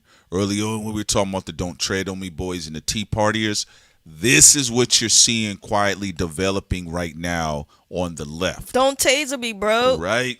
So be wise and pay attention to the propaganda just in general. And like Sin stated, there are some things that could be overstated, but no, to your point, like when Hunter Biden went and talked to Nick, which I don't care what he does, he could talk to whoever he wants, but this is why Prince and I never censored ourselves. You see a lot of tap dancing people who happen to be black thinking, well, I gotta audit myself in order to do this. Man, I don't have to do shit. There are a lot of people. This is the United States of America, and people don't get too far when they're faking the funk. You see Candace with Owens with Hunter Biden, and then also Nick, and we told these goofy ass black liberals before, you trying to be the good Negro ain't gonna change shit for you. People want realness, and when you being a punk in this media platform and groveling instead of having a backbone and demanding what you have earned, I mean, what do you think you're gonna get? Well, I'll tell you this, and let me just say this, make sure I can find this for you all real quick, because we're going to get into this conversation here with Zorhan and the one and only Roland Martin. All right, and let me put this up on the screen. I'm not going to put anything up on the screen for you all. Let me see. I can get this because I want you guys to be able to pay attention, and because you're going to be seeing this laid out, right? So right now, you got what's been going on in white liberal civil war is Kyle Kalinske and David Pakman. Now, again, I'm not a big David Pakman fan. He's for AIPAC too, I think. Yeah. And for the state of Israel. So he's from Argentina. So, end the story. Wrap it up, saying you don't even got to go through the list. No, but I'm saying that's Yeah. one of the reasons why Yeah. people have been clowning him for a long time as well. Well, yeah, no, she's right about that. No, Sin is right about that. He is pro-Israel, 100%. I agree with some of the stuff with Kyle Kalinske, but, you still got to watch those types of people in general because they get goofy on you. So, right now, they kind of got like an all-hands-on-deck with protecting Hassan Piker. So there's Hassan Piker versus Kyle Kalinske. Kyle Kalinske says, he is, what is he? He said he's a Democrat socialist. Or no, he said he's a social Democrat versus a Democrat socialist. Okay, tomatoes, whatever, right? And so he's sounding an alarm. David Pakman is sounding the alarm right now because he's saying that the socialists are taking over the Democrat Party, and look at Zoran Mamdani and all this other stuff. And it really just fringes on who's supporting Israel or not, my personal opinion, right? But to the statement that Metaphysics brought up, and that Sid and I talked about this at the top of the stream. Pay attention out of that entire space, whether it's David Pakman, Kyle Kalinske, whether it's Hassan Piker, who is anti-AIPAC, but also they're anti-reparations too. But they want to placate to black voters to join their socialist movements. Your views on socialism, America, as white people say, it's a hodgepodge of a lot of different things that goes on in politics, okay? But that is something to pay attention to, and that's going to be the new money grab right now, the real money grab. And I kept telling folks, I says, Anna Kasparian is the template.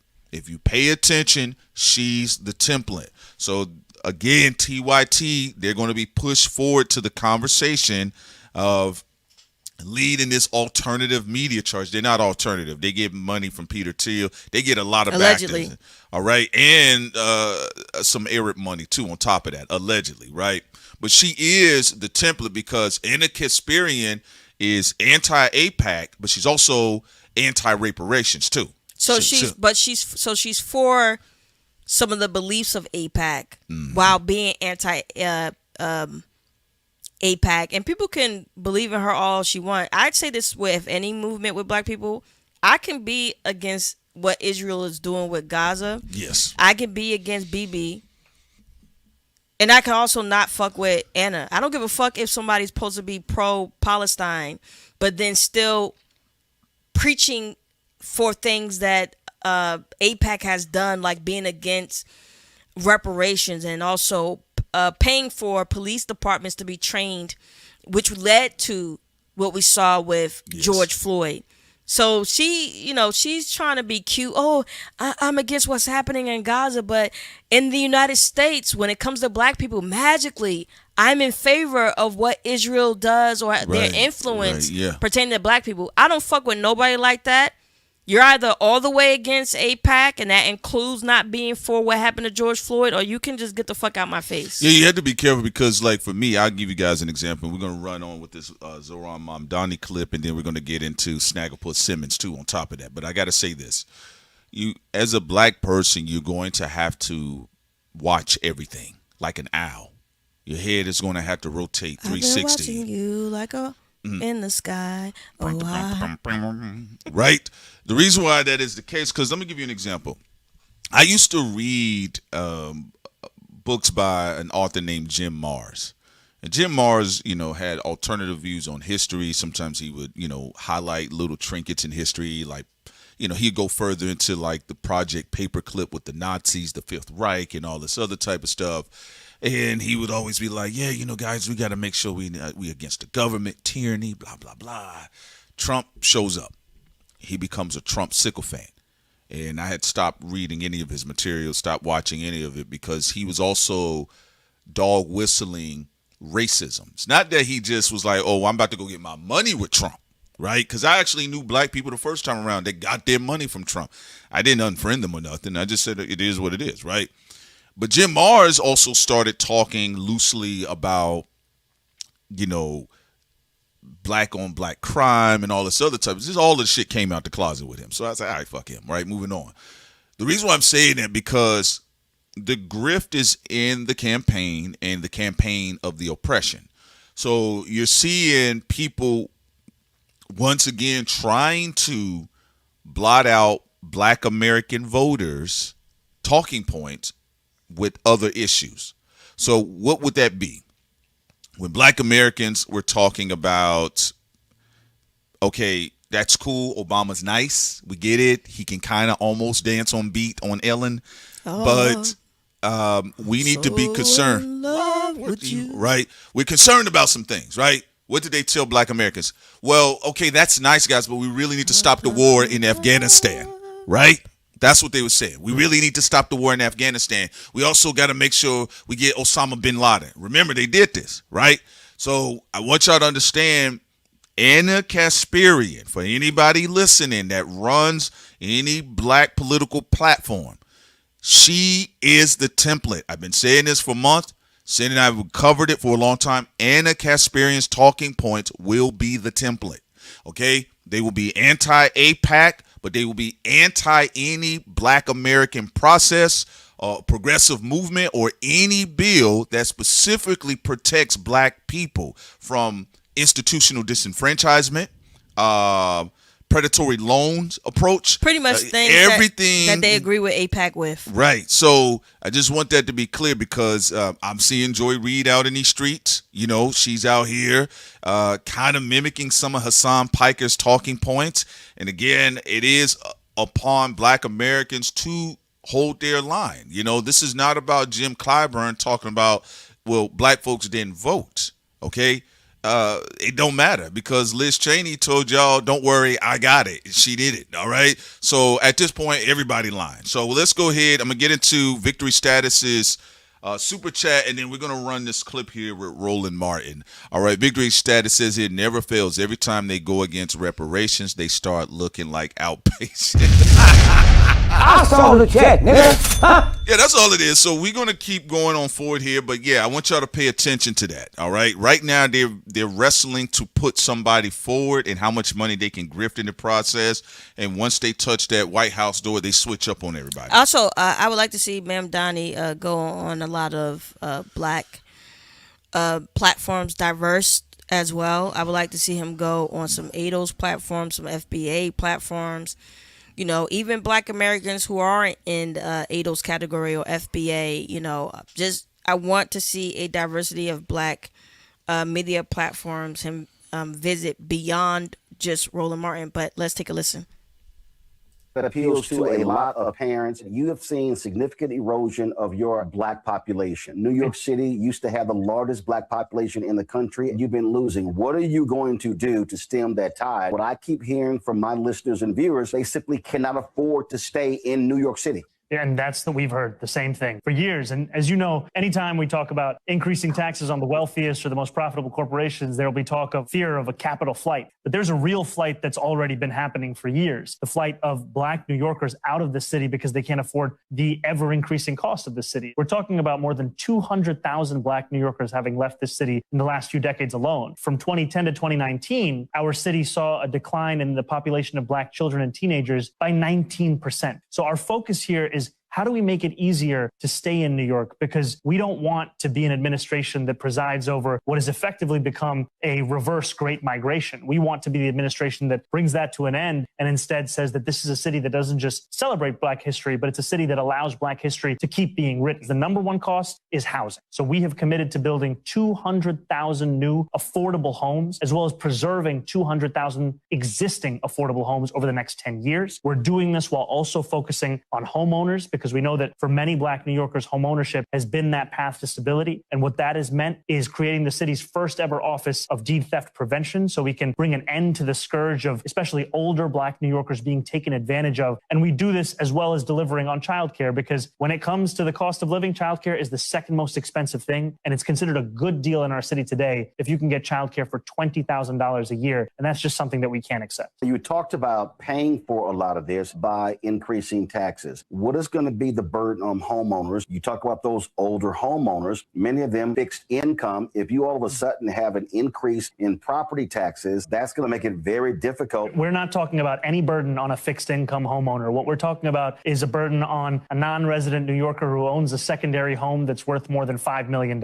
Very few and far between in this city. And yet what we've seen is that a city where, as you said, a homeowner on fixed income is struggling to make ends meet, it's also the wealthiest city in the wealthiest country in the history of the world. And our job is to ensure that that wealth reaches the struggles also that New Yorkers are facing in affording life in this city. That's why we've been focused on increasing taxes only for the wealthiest New Yorkers, the most profitable corporations. And when it comes to those who are struggling in this city, it's how do we deliver for them each and every day? I'll give you one example. When it comes to homeowners, we saw that a Rudy Giuliani policy called the tax lien sale. The city was selling tax liens in black neighborhoods at 6 times the rate it was selling them in white neighborhoods. And I used to be a foreclosure prevention housing counselor. I would see up close what it meant when that lien was sold. It meant you were on a fast track to foreclosure. One of the first things we did was coming in, we said, look, it's not worth the amount of money this is bringing into the city if it means it's at the expense of home ownership. And so we put a pause on that lien sale for the first 6 months with a study instead to look at, yes, how can we make sure that everyone is paying what they owe the city? But also, how can we make sure it's not happening at the expense of their ability to stay in this city? You call David Dinkins a Democratic Socialist mayor? Yes, he identified himself as a Democratic Socialist. He was also our first black mayor. And in many ways, he was an inspiration, not just for me, but for so many New Yorkers with his vision of what the city could be. And even just recently, I was celebrating Mandela Day, and I was looking back at images, how David Dinkins welcomed Mandela to this city and what it looked like to actually be a mayor with humanity at the core of the agenda. How do you respond? Also, real quick, David Dinkins, pretty much damn near for like New York history. He damn near was erased out of history, but everything he set up is actually what Rudy Giuliani was able to claim and say that he did. Most of that stuff that David Dinkins turned the city around, and of course Rudy Giuliani comes in, and because how Dinkins was able to lay out with different policies that was working for the city, it wasn't perfect. Rudy Giuliani was celebrated and glorified by racist New York media as the mayor that changed everything around, when really, in reality, he had policies that targeted black New Yorkers. So that part of what he's saying I do agree with, but again, we'll see where it goes. All right, we're going to play the rest of it, and then we'll get into some of you all's comments. To folks who say that, oh my God, these DSA folks are taking over the party, that they're going to destroy the party, and we're not going to be able to win because we're going to get branded as socialists and communists. Democrats have been branded as socialists for longer than I can remember. I remember President Obama being called a socialist almost every single day by Republicans across this country, and it didn't stop him from delivering not just on a first term, but a second term, and things that we still talk about to this day. I believe what's at the heart of this agenda is the struggle of the working person. Working people aren't just struggling in New York City, they're struggling everywhere across the country. And this message is about how can we ensure that when you work every single day, that you come home at the end of the day and you can actually afford to pay those bills, your housing, for your childcare, for your groceries. How do we reduce the distance between those two things? Building more affordable housing, universal childcare, city-run grocery stores, real tangible things. I think that these have the potential to connect with any working person that's struggling anywhere. And I think for those who are concerned about what is this party, my answer would be that, what is the Democratic Party if not its voters? People are hungry for a vision of the Democratic Party that has more to do with the New Deal than with the raw deal that so many Americans have been forced to accept over these last few years. Pause on that. Now, here's where the issue is. I really am sick and tired of progressives mentioning the New Deal like it did jack shit for black people. It did nothing for black people. FDR, the New Deal, was a stimulus package for white Americans. It was not a package designed for black people. Black people were excluded for most of the New Deal, period. And a lot of the DSA people keep going back, the New Deal, the New Deal, the New Deal. The New Deal don't mean anything to black people, black Americans. It did nothing for us. And in fact, a lot of the people who were supposed to be progressive white liberals a lot of them made Black Americans and Black people lose ground. You know, whether we're talking about eminent domain, if we are talking about even the deals that a lot of white progressives made with white conservatives to lock Black people out so white liberals can get some goodie baskets. So every time they keep saying, FDR New Deal, I'm like, I mean, we don't care about the New Deal. It did not help the Black community whatsoever. And I get you're talking about all this working class stuff, which is great. I don't care about getting away what other Americans get. Prince and I already talk about that. Other Americans are always in Black people's business, though. But, if Mom Donnie or whoever wants to help the working class as a whole, great. But we want things that talk about Black people exclusively as well.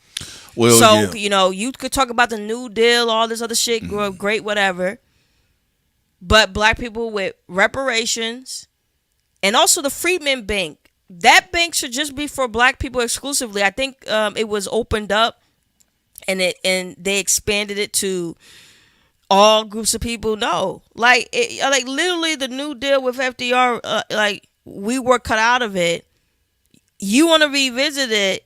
And then also at the same time, certain DSA members have been ducking the whole reparation thing. Not all of them.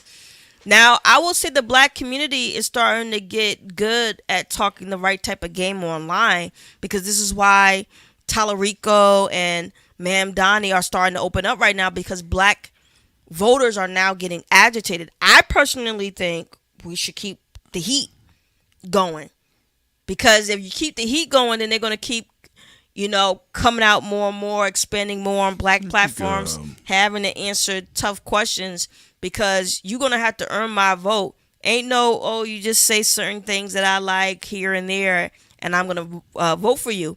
And Black people, you have to think of yourself in a higher status and ignore Black celebrities. I don't give a fuck what a Black celebrity says. You have to put yourself in and take yourself serious. You are worthy for someone to have to work their way up for your vote.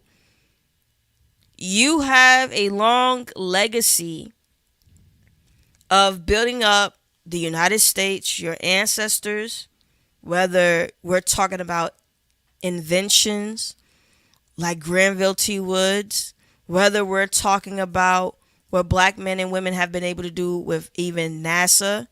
When you talk about George Carruthers and talking about Katherine Johnson, be it, of course, creating modern music, whether rock, hip-hop, jazz, ragtime, whatever you could think of, Black Americans trailblazed it, and so many other things. So you should not be giving nothing away cheap. Don't fall for the same traps. And that includes your vote. Yeah, don't fall for the same traps. And again, the reason why this is good, everybody did the Black president trophy shit.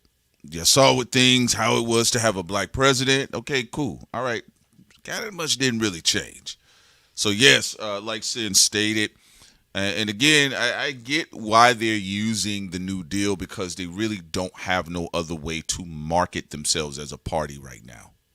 Okay, there needs to be a quote unquote new and improved deal. That's what needs to be the marketing, a new and improved deal to make sure that groups in this country will not be overlooked, and we're not doing that weaving and bobbing shit. And you made a great point. That's what we're going to be doing. When you said it's about branding, because with Ma'am Donnie and Bernie Sanders and the rest of them, they think just by being socialist, Democrats that are socialists, is a scary energy, even though the United States has always been a hybrid with capitalism and socialism.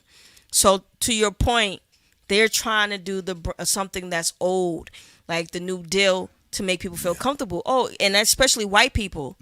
White people are like, oh yeah, the New Deal, that wasn't bad. Yeah, we like to help create the suburbs and middle class for our families. Yeah. So to your point, they are like, they don't know what other ideas to go with, and this is the safest route for brand recognition. Oh, it's FDR New Deal. Yeah. That's why really this is about brand recognition, and this is about marketing, and so you're going to be looking for trigger words, whether you're talking about the New Deal or racial inequality or what we saw with DEI, wake, anti-woke, and again, Black Americans are the best marketers on this planet, so that's why a lot of times both parties dip their hands into the black space all the time. I mean, it's what it also helped Mamdani. Mamdani is considered to be widely popular because he is a mixture of Obama and Bernie Sanders. Yes. He has the policies that Bernie Sanders talked about, but he has the charisma in that type of Obama package type of energy, which Prince talked about this before. The Democrats have not, it's been difficult for them to figure out where to go beyond Obama because Obama was one of the most successful candidates they have ever had, which is why like with the identity of the Democratic Party, they're trying to figure out like how do we do the working class theme while also trying to find people who have a little bit of that Obama like energy. At first they tried Hakeem Jeffries, but he was just too boring. Like he just dry paint. He's also in the Epstein files, begging for fucking money. Talk about I listen to Rick Ross. So, we'll see. We also have another super chat. Victory Stats here says, Sin. The Green New Deal sounds like a dog whistle for poor whites and white identifying non-whites. Also, reparation needs to be tax-free for the next 250 years. I saw the chat, nigga. Hey, man, I'm liking your comments. Well, I will say... Absolutely. Because there's a lot of radicalization that takes place in this country. And one of the more active radical voting blocs are white people, and they can be radicalized to vote for Obama or they can be radicalized to vote for Trump, right? And so... To your point, white people are more of a...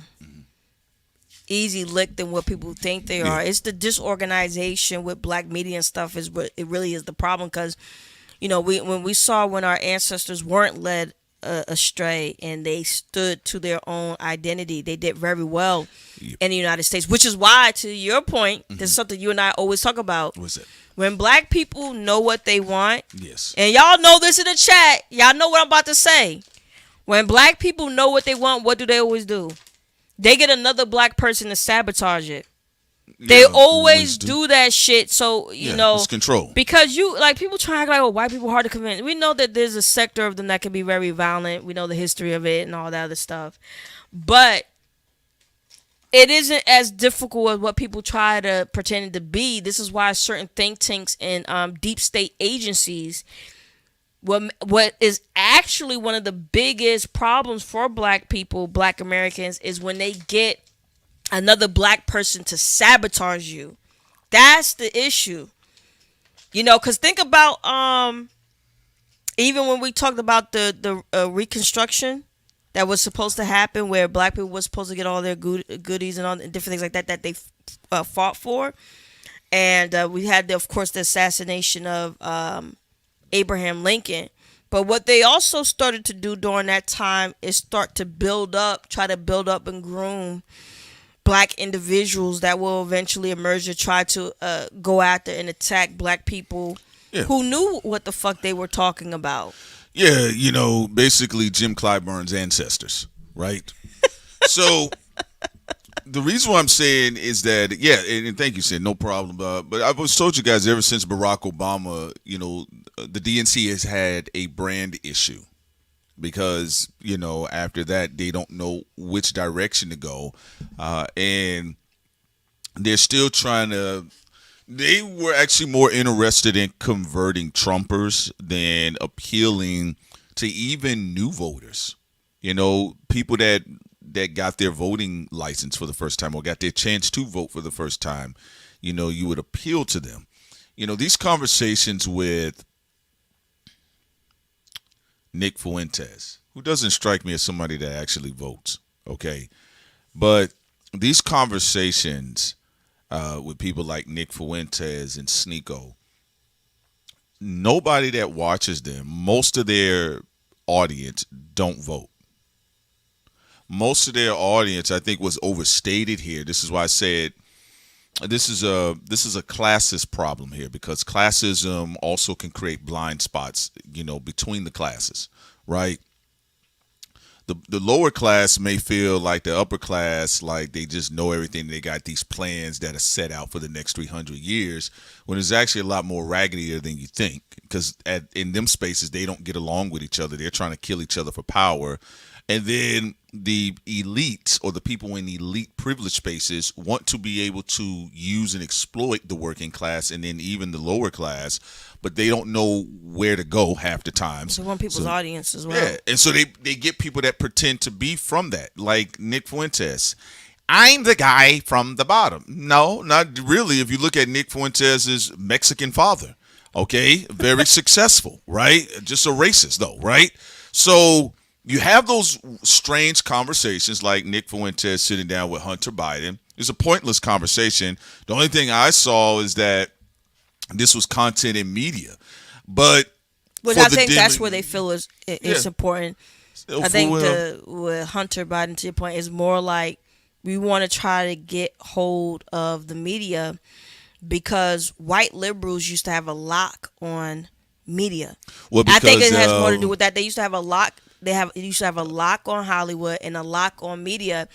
And what they're seeing with Candace Owens and Nick and other people, they're like, okay, we have to get our energy back in this space.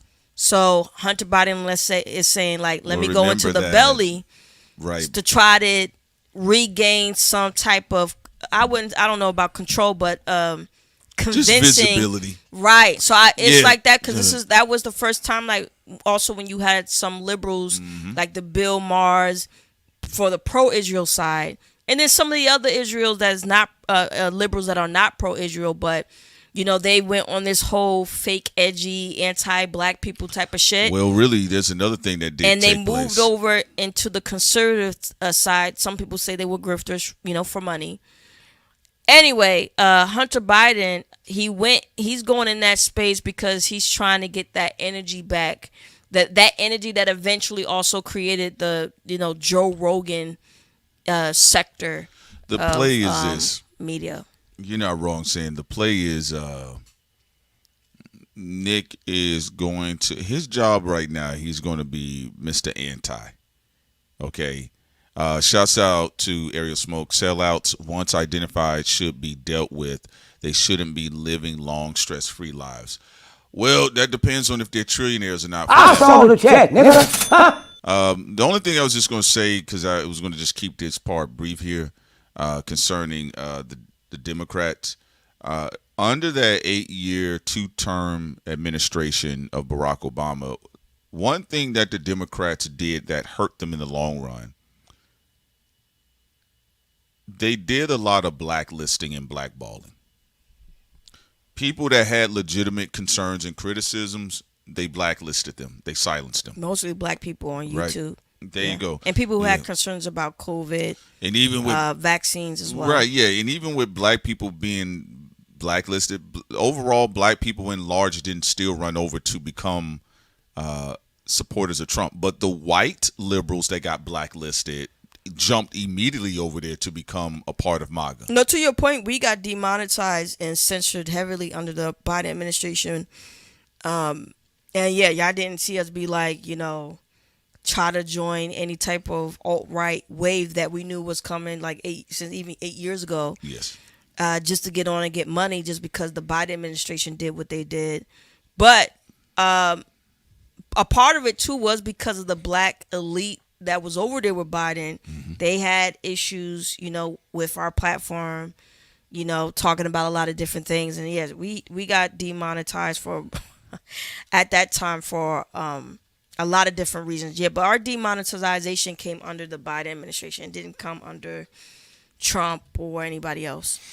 Yeah, and Sid and I, we didn't get angry and said, that's right, can't wait for Trump to get back to the White House. So to the point that Sid is bringing up, remember the Democrats had the media game on lock for a long time. even going into, that's really how Barack Obama was able to win, is because the energy and the velvet glove wasn't as gripping when Obama first came in. They took everybody in to try to get Obama across the stage, and that's when social media was still a bit hippie-ish. No, it was. There was a lot more freeform and California gold rush energy. Well, and also to add to your point, under the Biden administration, I'm gonna be honest. The reason why a lot of the cows and a lot of the white platforms have been able to grow, they were able, even Jimmy Dore and all of them, they were able to keep growing on YouTube and social media uninterrupted. And even if there was an interruption, it was very brief because, people would advocate for them and then they would get their shit back completely. A lot of the reason why you don't even have black media and news be on the level of Breaking Points or all that other stuff, or even in alternative media, is because the Biden administration censored so many black media platforms, including ours. Even though we weren't pro-Trumpers, I don't like any of you. Prince and I don't like none of y'all. But I guess they put us in a category of being pro-Trump, even though we criticized Trump and made fun of him. But I guess they didn't like the conversations about Israel and then also the COVID vaccines and certain things like that. So we were heavily monitored and demonetized and lost a lot of the grounds. But like Prince and I, like Prince said, when obstacles come, we don't cry, we don't have any tantrums. We just, went more into our Patreon and just continue to work and do what we do. Yeah, no, it is the truth. Sin is right about that, and I'm just putting this up on the screen so you guys can understand what she's talking about here. All right.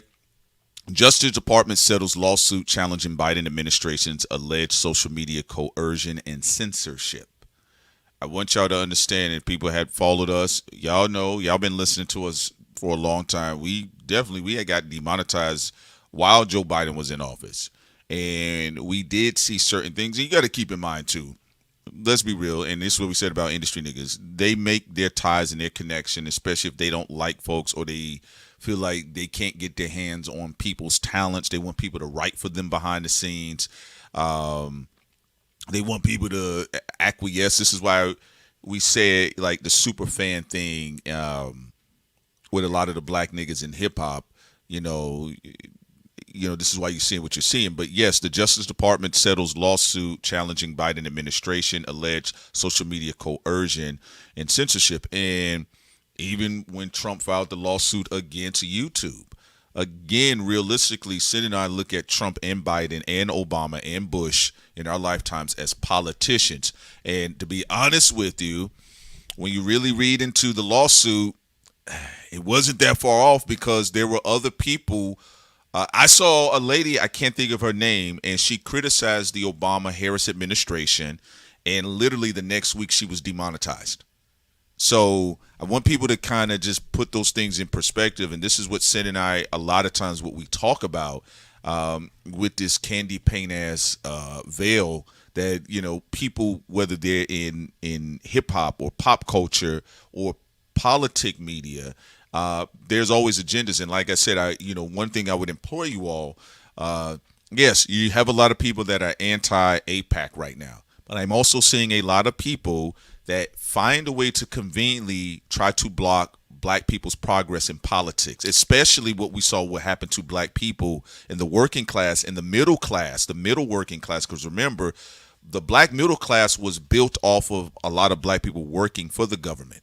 And we saw a lot of them get ejected. And I'm not seeing the conversations being had with that, except in black spaces. And to say this too, articulation is very important. Yes. See, what they want you to try to do is like say that black people are for Israel or for the people of Palestine getting blown up. No. Don't fall for that nonsense. Everybody know that. In fact, in media, black people was against what Bibi was doing before was the cool thing. True. Okay?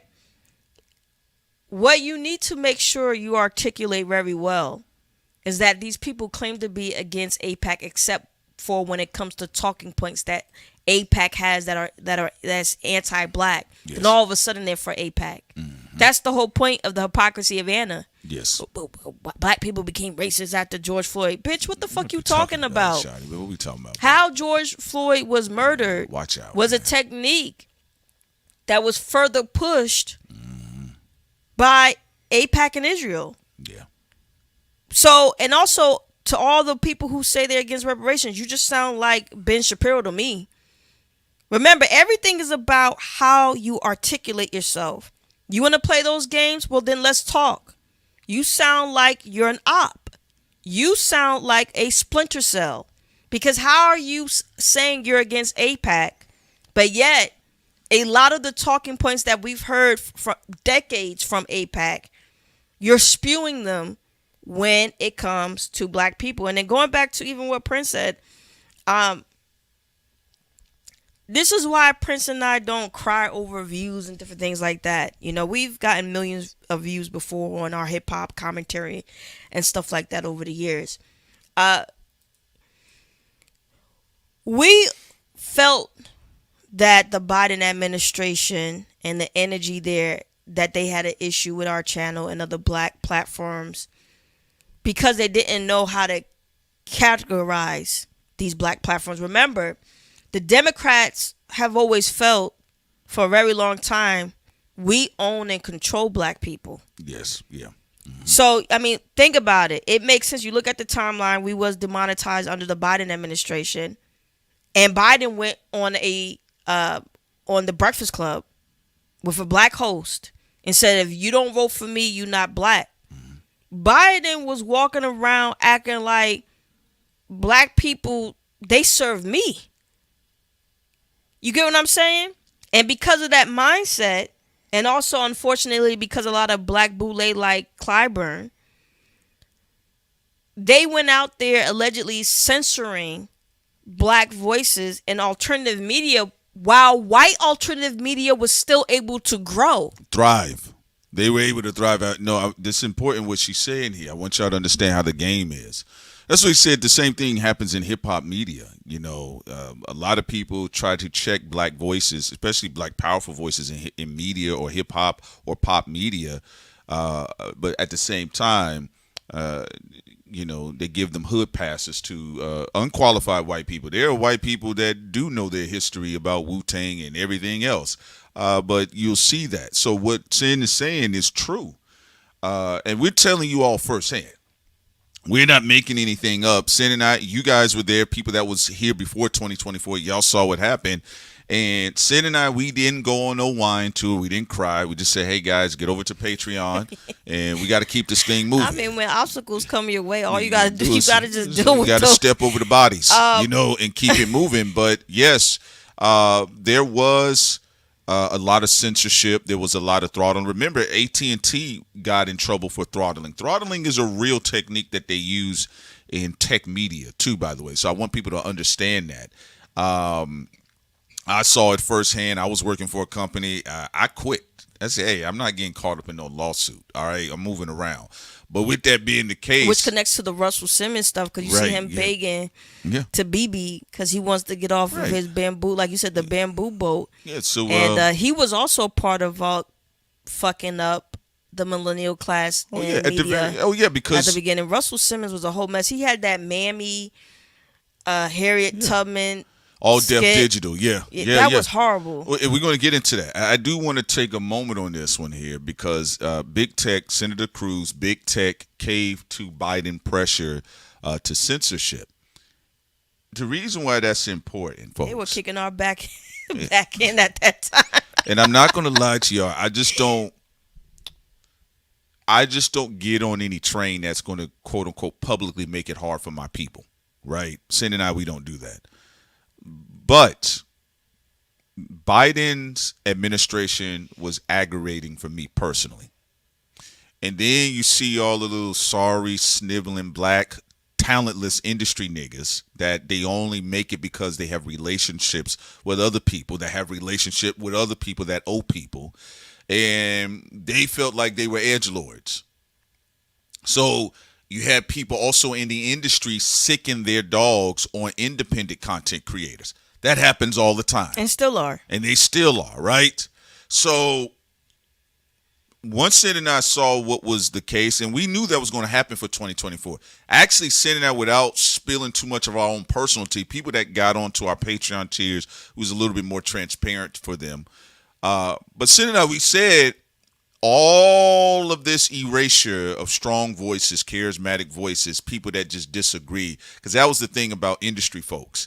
You know, if you disagree, that was an offense. If you have a thought and you're black, offensive. All right. And all I said was that's going to bite y'all in the ass. Because if you look on the other side of the media game in the Trump dynamic and also the billionaires that were sponsoring stuff, it's like dirty Velcro. Anybody that's going to stick to the Velcro, they use them. They bringing up the rush cards as well. Yeah, I was at. So, you know, they were doing that. And so this proves here, this was a big situation where a lot of voices, like I said, I saw one lady that had a large following.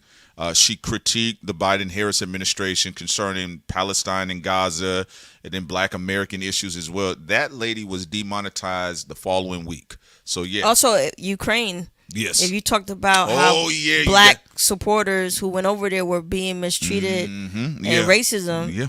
I mean, like. They flagged you. Yeah. They flagged you. I mean, look, I'm going to tell you. It's a dirty game. Some people got mad because what we exposed about 2024, man, we don't give a fuck about that 2024 bullshit. No. Again, this platform, first hip-hop platform in media, in hip-hop, to talk about Jeffrey Epstein in 2015, talked about Trump, talked about Bill Clinton. We talked about Bill Gates. We talked about a lot of people that were in them Epstein files. There's a lot of things that we talked about in advance that could have gotten us in trouble. And we've always kept speaking on things no matter who got upset about it, because if we come across the truth, we just come across the truth. It is what the fuck it is, right? And to Prince's point, even when you're talking about, in the politics, these are a lot of things that alternative media was trying to articulate to black people pertaining to the Joe Biden administration. Yeah, they were so hung up on being anti-Trump, which I don't, whatever. I don't mind it, but it's like, why are you suppressing the independent space? Like, why are you guys rigging it? Because it's going to bite y'all in the ass. Kamala Harris had the opportunity to sit down with a bunch of different people, and eventually people get checked because they come out of traditional industry spaces and they come into independent media, and maybe they're able to get the $20,000 advancement or loan that you all may not be able to get to start your studio.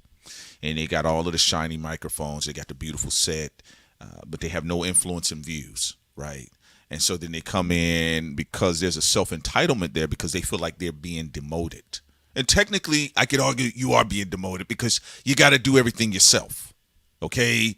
You don't know anything about the editing programs, and then you got to hire an editor, you got to hire clippers, and you probably don't want to spend the extra money, and you got to be in the space. Now you got to read comments where before you was behind a veil, an iron curtain, an iron wall, and you got to say what you wanted to say and nobody respond to you. You get to work at CNN and Fox. Yeah, so you're seeing a lot of that. We're seeing it in hip-hop right now where people don't want it to be open source. No, hip-hop media is open fucking source. We do not want any fucking gatekeepers and failures from the industry coming to the independent scene, talking about gatekeepers and nitpicking what people have to say. And then also to even think that black independent hip-hop media is weak. Many of black hip-hop and also just black media that's independent, period, survived the Biden administration bias, survived the Trump administration bias, and we will survive the bias from the hip-hop niggas from the industry that have flooded the independent hip-hop space with their drama. Sounds like the Merovingian. I have survived the others before you, boy. But also going into Russell Simmons, it's funny that they bring up the Rush Cross because Go ahead. who was the comedian that I went to see in New York with my Lavelle family? Crawford. Lavelle. There was black people at the table who they were getting loud because I guess they were trying to figure out who was going to pay. Yeah. And LeVar, man, that dude is so you saw LeVar? Yeah. He's so fucking funny because he had like Negro vision. He saw the black guy had card. It was a Russ card. And he started roasting like everybody, all of us. We were just cracking up. I would say the black table though, they were a good sport because they all started laughing too. You know, I wish, I wish I could have like the audio or something to that because it was just so fucking hilarious. Oh yeah, no. He's I think him and him and Bruce, they were like one of my favorite duos in comedy, stand-up comedy. I remember I was working a job scene. And an older lady that I used to chop it up with all the time because she'd tell me all the tea that was going on the floor. Guess who got fired, right? But one time she pulled out the Rush card. I said, man, I know you joking. She said, what? You can't support a black man? I said, that's a scam. That card come out of China. But no, I'm glad you said that because a lot of black people were trying to guilt trip you saying support a black man. I said, man, you will never. And I didn't know anything about the payment delays. I just told her, I said, man, you ain't gonna never get paid by that nigga. Guess what? So they were supposed to be able to get their checks early. And my check was going to come about like a week. It was just going to hit the account like on Friday or something, right? I was done paying my bills and stuff 5 days later past payday. She came back and told me, she said, we hadn't got our checks. I said, what you mean? She said, the Rush card. I said, before you finish. I knew when I saw that ugly design I said, you trust that Chinese shit? They said back in 2015, glitch plagues prepaid debit cards backed by Russell Simmons. I'm going to be honest with you. 9 times out of 10, if I see a mainstream rapper behind a product, I don't support Flop. it. Unless it's music or like possibly clothing, sneakers or something like that. But I don't finance, tech, I don't support. You know what? I don't be supporting because like most of the time they be scamming. Yeah, so people at the job, Sin is right. People at the job was getting mad at me. I said, why y'all get mad at me? Bro, look at this card. You might as well support a black man. You might as well get a Ace check card. You might as well go get you a Macy's card. Put it this way. I said, and then one nigga was getting real high. He said, hey man, come on man, you gotta support him. I said, I ain't gotta support. Does he have one? Does Russell Simmons use a Rush card, or does he use his black American Express card? He don't use shit now. He in Bali. All right. So like, we gotta be real. He a fugitive.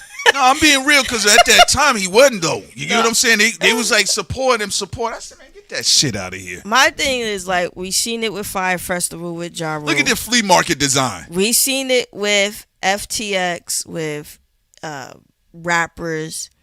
Like, come on. Like, how many times you gotta get scammed by rappers in the industry to get that they do not care whatever they selling y'all. And that's why with the what's called, we're gonna make sure we get it, especially to our community, because we gotta understand finances. Dreams or say, yeah, right. Soldier Boy Game Council. I mean, have we ever seen a fucking rapper like literally put out something that isn't a scam? Crack. All right. Yeah, so I remember the whole Rush card situation, and a lot of people had their money held up, and then the lawsuits started happening. And then in 2017, Rush card distanced themselves from Russell Simmons when... How he gonna distance himself from his name? A lot of the sexual assault allegations started to come out in 2017 very strongly. And we told y'all could go to our Patreon too. We have a long history with Russell Simmons because we had male victims come to us. And when I mean come to us, I mean in the comment section. And we was like, you the guy who was in the interview, like on ABC and all that, who said like go to the page, it's them. Russ sexually assaulted you and allegedly what is it, Benny Medina? Yeah. He's like, yeah, and he's like, yo guys, I'm so glad y'all reporting on this. You know, other people don't want to talk about it. I'm like, yo, I mean, we put it up. I mean, if he guilty, he guilty. You know? We put the information up for people, and they did decide whether they feel this politician or famous person is guilty or not. But Russell Simmons don't just have female victims, alleged victims. He got a lot of male victims out there too, allegedly. No, Sin is right about that. And Russell Simmons, the Rush card was crazy. I actually think that was his last cultural wallet he popped. Yeah. I think that was it. And I think the Harriet Tubman skit, people was like, put him in the casket. Body bag, wrap it up. Right? Look, 20 million, because y'all got to understand, the Rush card affected working class black people. Once working class black people get sick of you, it's a wrap. 50 Cent on vitamin water. Yeah, it's a wrap. Vitamin water had nothing healthy in there. No, I'm gonna be honest. When I see even a celebrity in general, but especially a rapper, if I see a celebrity, a healthcare product, tech, I'm staying the fuck away. Yeah, stay away from them. Whether it's prepaid cards, vitamin water, condoms, stay away. It could be anthrax in there. You have an anthrax outbreak. All right. That's like imagine like believing in something like what's that? Was it Waylon? Mm-hmm. Same thing with them. I mean, any celebrity, Waylon. I don't give a fuck if you're a country singer. I'm not buying your shit either. Yeah, it's just that with the rappers, they come to us with the black shit. They try to guilt trip you. They do all the black shit. They like, oh, help a brother. Oh, y'all mad? A black man. You never had a black man with his name on a prepaid card. You never had a black man on a prepaid card. You never had a black man sell vitamin water. Man, you ain't never see a black man be a part of no festival. Man, get the fuck out my fucking face, bro. And then when you read about it, you like, bro, well, what was Russell Simmons? Because apparently he didn't want to sign Nas. He said Nas sounded too much like Coogee rap. He didn't really want to allegedly sign Public Enemy. So it's like, well, bro, what we doing with Russell Simmons? All right, Russell Simmons violates Harriet Tubman. Yeah, y'all remember that? George Foreman is actually one of the exceptions to the rules. A lot of black people did like the George Foreman grill, and it was good. I ain't gonna lie, it was with Russell Simmons. Oh yeah. George Foreman, his grill, yeah. Yeah, Russell Simmons wasn't bad. Like every black household had a George Foreman grill. Oh, they mama talking about they wanted my one. grandmother and she used it all the time. Yeah, to make everybody in the house burgers. My grandfather and all them. So what did George Foreman say in the commercials? And you will love it. It's a knockout. And cut. Beautiful, George. Beautiful, George. You did a good job. George Foreman grills. Yeah, I'm with you on that one. I really liked that as a kid. I really liked the George Foreman grill too. I used to watch the infomercials when he had the chef apron roll. Yeah, he had a good one. Yeah. Yeah. George Foreman grill sold over 100 million units globally. Jesus Christ. Round of applause to him. R.I.P. Man, George Foreman. Jesus Christ. They say here, endorsements earnings, George Foreman earned more than 200 million to 240 million in a total lifetime of royalties and buyout payments. Ooh, round of applause Jesus again. Christ, man, no rush card.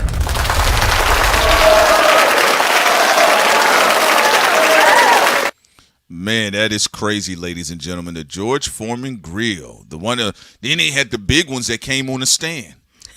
Yeah. Man, that was the last era of the infomercials, though. Sham Wow and all of them, OxyClean.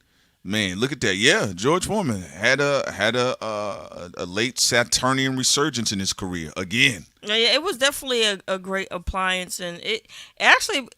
George Foreman, though, when you think about it, like even people bring it up, there's no bad memories attached to that grill. No. The grill, it was so many of them that after a while, when my mother used to take us to Goodwill's, I would see the grill in the package box at the Goodwill. I know my mother, she's like, is that a George Foreman grill? What? $13?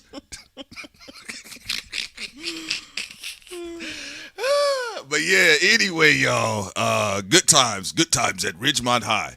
All right, Vought. Is that what we're getting into, Sam? Yes, let's get into evil Russ Vought. Man. And that's one of the last topics of today. Wait a minute, did we get into, we did Russell Simmons? We just did. We talked about the rush cars and all that. Oh, you want to still talk about more about he was on the him bamboos? begging? Yeah. You want to still talk about more about him begging? How do you to feel Bibi? about that? I think everybody in the audience feel it's self-explanatory. He trying to get off that stick boat. They know he a beggar. They know he got a lot of rape cases on him. Black people never know discriminations. And they know he trying to beg to Israel to get off of that banana boat. He's spitting on the camera. You know what? I'm gonna he be do honest have a with Daffy Duck mouth. Yeah. Yeah. Yeah. You know. I saw a documentary, and we're gonna go to the other Russell, the tale of two Russells, right? But I remember watching a documentary of Russell Simmons when I was like 15 or 16. And now you guys kind of get like whether it's Diddy, Dame Dash, Irv Gotti, Russell Simmons, like even the quote unquote asshole energy, but it's kind of like Russell Simmons was all over the place. I don't even know as y'all remember, he had a line of broken watches too. So it was a lot of like empty scamming that kind of went on. I think a lot of these industry people are very entitled. Yeah. I think black people gotta go ice on them for a little bit. They gotta learn their lessons. They liars when they say black people don't support. Everybody who comes from a black household knows that black families have tried to support black celebrities. Some of them have come, well, not some. Few of them came through with some good products like George Foreman. Salute to him, because he actually brought happy memories to a lot of black families, no matter his political leanings. But black Americans try to support Diddy with his fucking alcohol. Black Americans had tried to support the Russ cards, and they did. Black Americans have tried to support all these raggedy dudes, okay? So there should be no more people being able to try to use their black card to make you feel guilty about shit. Oh, it ain't no black card. It's been slashed and cut with Doge. All right, so they can't even go off of the black experience anymore because we seen people hustle backwards. All right, so let's get back to OMB Director Russell Vought testifies in front of the House Financial Services Committee. I want you guys to get an idea. Some of you all may not have ever heard him speak. You may not get understanding of his energy, his field. He's actually one of the primary conductors of the Trump administration. This guy is pretty much a Christian nationalist. And a lot of the big cuts that you're seeing, especially a lot of this anti-dog whistling, black talking points, he's definitely throwing the ball like Tom Brady, okay? So you guys get a chance to hear what it is that he's saying and listen to a certain statement he makes so you guys can understand the vibe of Mr. Vought here. Director Vought, is it true or false that your agency has dismissed and terminated more than 40 lawsuits and settlements against predatory companies? These were not predatory companies. Yeah. Are you friends with Capital One? With Capital One, no, I don't know. Walmart? Nope. Zelle? Nope. You reversed even settlements against Toyota, Navy Federal, Bank of America. Would you like to know why? Oh, sure. Because it looks like the past directors, you're getting so defensive. You're not friends with them. I wanted to make sure it wasn't personal. You're not friends with them, right? It's a direct question. Who do you work for, Director? President of the United States. No. You work for the people of the United States. You do not work for the president. You have legislation and laws that we pass as elected body members here. You do not work for the president. Wrong. You take an oath to the people of this country, and we pass laws that you are supposed to enforce. You do not work for the president. So that's probably why I think the founding fathers would have a different view, Congresswoman. Oh, I am so glad this is on record. You should be fired because you work for the people, not the president. None of us work for the president. The president won an election. I understand. I'm not. Put him in office. I actually don't contest that like you all do. Now, is it true these cases and others dropped lawsuits could have returned hundreds of millions of dollars to consumers?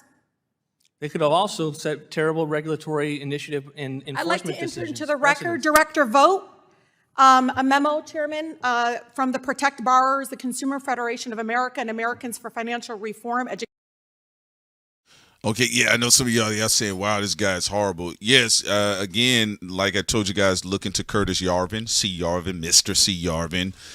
Look into Russell Vought. Do not get stuck on these pointless conversations with media personality influencers like Anna Kasparian. She is wasting your time. You need to know who are the key architects of 2025 because we talked about this, even before about everybody who was going to be a part of this in Project 2025 and the Heritage Foundation as well. Saying is right. Great point. Russell Vought, you got to remember, just like Steve Bannon, wants to destroy the administrative state. As you can see right here, him having to answer to Congress, a committee.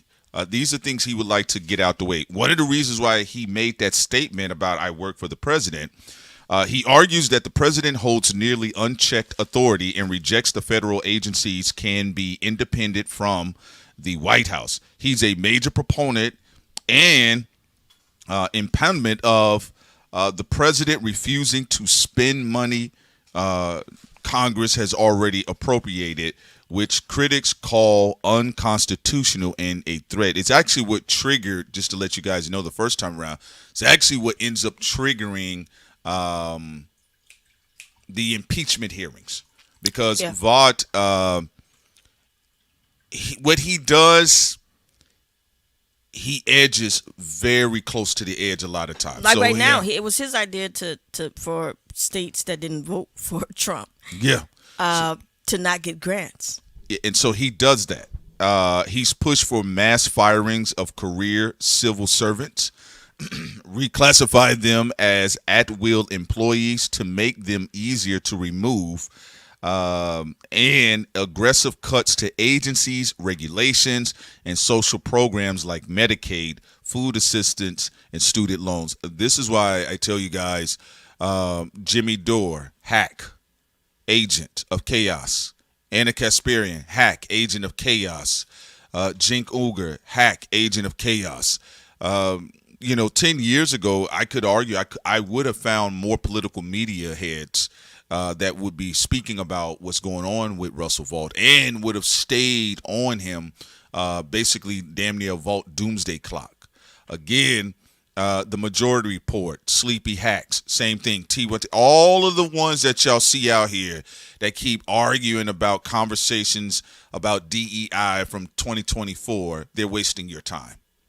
Okay? They're wasting your time. DEI has nothing to do with black people. Most black people did not get hired for DEI. We do not care.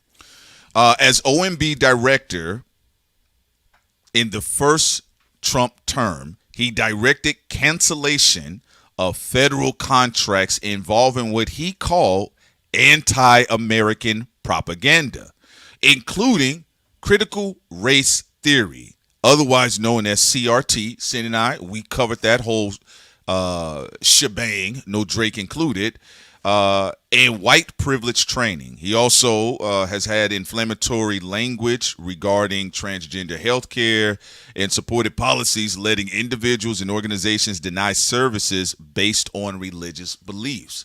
Again, Sin and I, we tell you guys that a lot of y'all political pundits and media are wasting your time. Okay? They're wasting your time. They're not really having real conversations, okay? They didn't even want to talk about how Hakeem Jeffries was twerking in Epstein's emails, okay? No. So, just to keep it real with you all, there is a real deep state fight happening. You're seeing a part of it right now. There is a real deep state fight happening. The job of people in sponsored, said independent media, again, they're marketed that way, is to keep you not focused on these types of conversations here, or at least knowing so you can prepare your family for when Hurricane Vought comes your way, because you've already felt his presence. Some of you all may have been unaware of what it is that he's been doing. All right. And Trump don't care. Trump up there, he waited for Kodak Black to show up in the White House. Trump is the distraction. Like, people get mad when we say it's like Trump focus isn't even on race, it's on his ego first. Yes. A racist can get what they want out of Trump until they offend his ego. Then he kicks them out. Or he becomes bored with them too. And that's for anybody. He doesn't Yeah. have any permanent friends, and he doesn't have any permanent enemies. No. So Trump is the Classical Gemini. Is the brand. He's the figurehead, but he is not the one moving these events. But they knew he was the right guy to move these events through. Also, he's too yeah. he's too Go ahead, Sid. egotistical and too much about money and too much about self for him to give a fuck about what Vought is doing and others. And they know this. As long as they say things about how handsome Trump is, how smart Trump is, how people who are against Trump is low IQ, they can keep doing whatever they are doing behind the scenes to fuck up the United States. Also, and like what you talked about with Russ Vought. With Christian nationalists who claim to be for Jesus but don't follow none of the principles of Jesus. Well, remember, white Christian nationalism, and if you've seen it historically with a lot of religious orders, different groups have broken away and started their own version that actually could be counter-narrative to the origin point, okay? So if you showed a lot of white nationalist Christians the origin with Coptic Christianity, they would swear it was woke, okay? Christianity started in the Middle East and also in parts of Africa. Yeah, so the earliest iterations of Christianity, East Africa, okay? And it's okay to say that. It's history, all right? So when you're looking at Russell Vaught's, one of the things that he has been focused on as well is the Emergency Powers or the Emergency Powers Act. He discussed using the military domestically to quell protests and using emergency powers more expansively than prior administrations. Okay, and remember, one of the things that has been floating around is the Insurrectionist Act.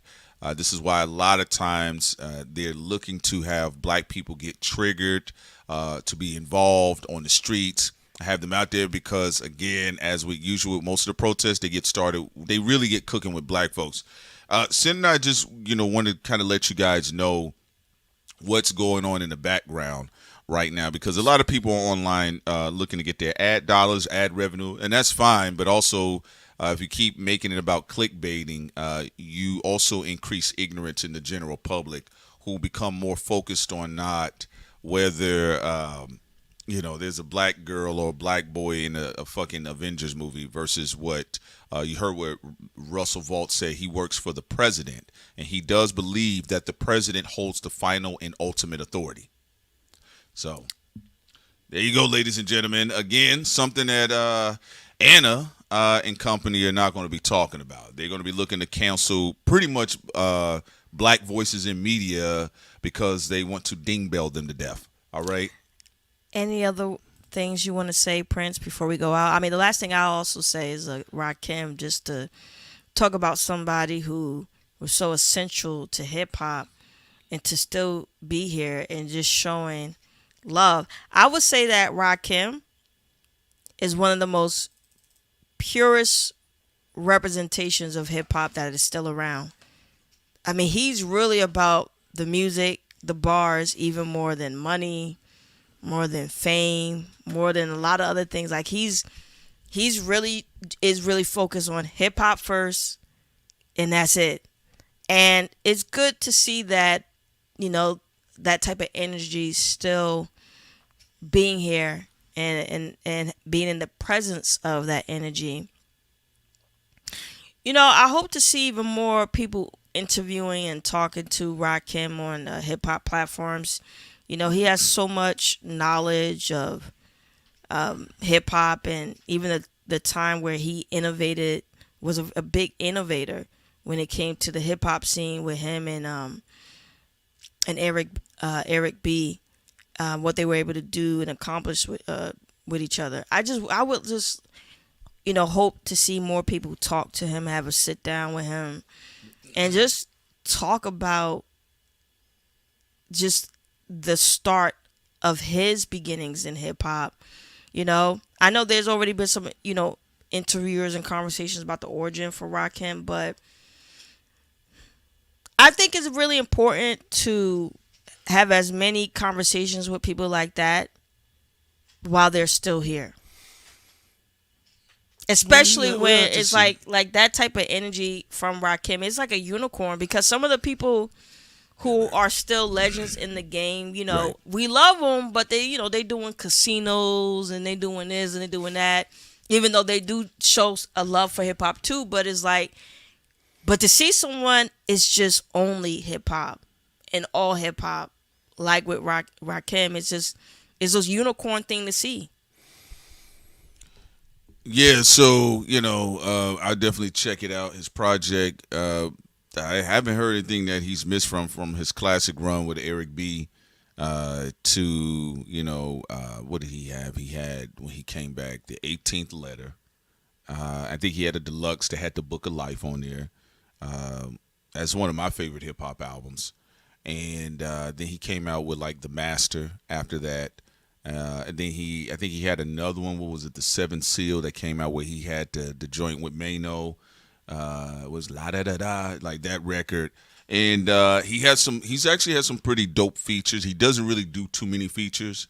I thought it was a classic moment with Rakim and Nas on Alicia Keys' record, New York State of Mind. And we'll see.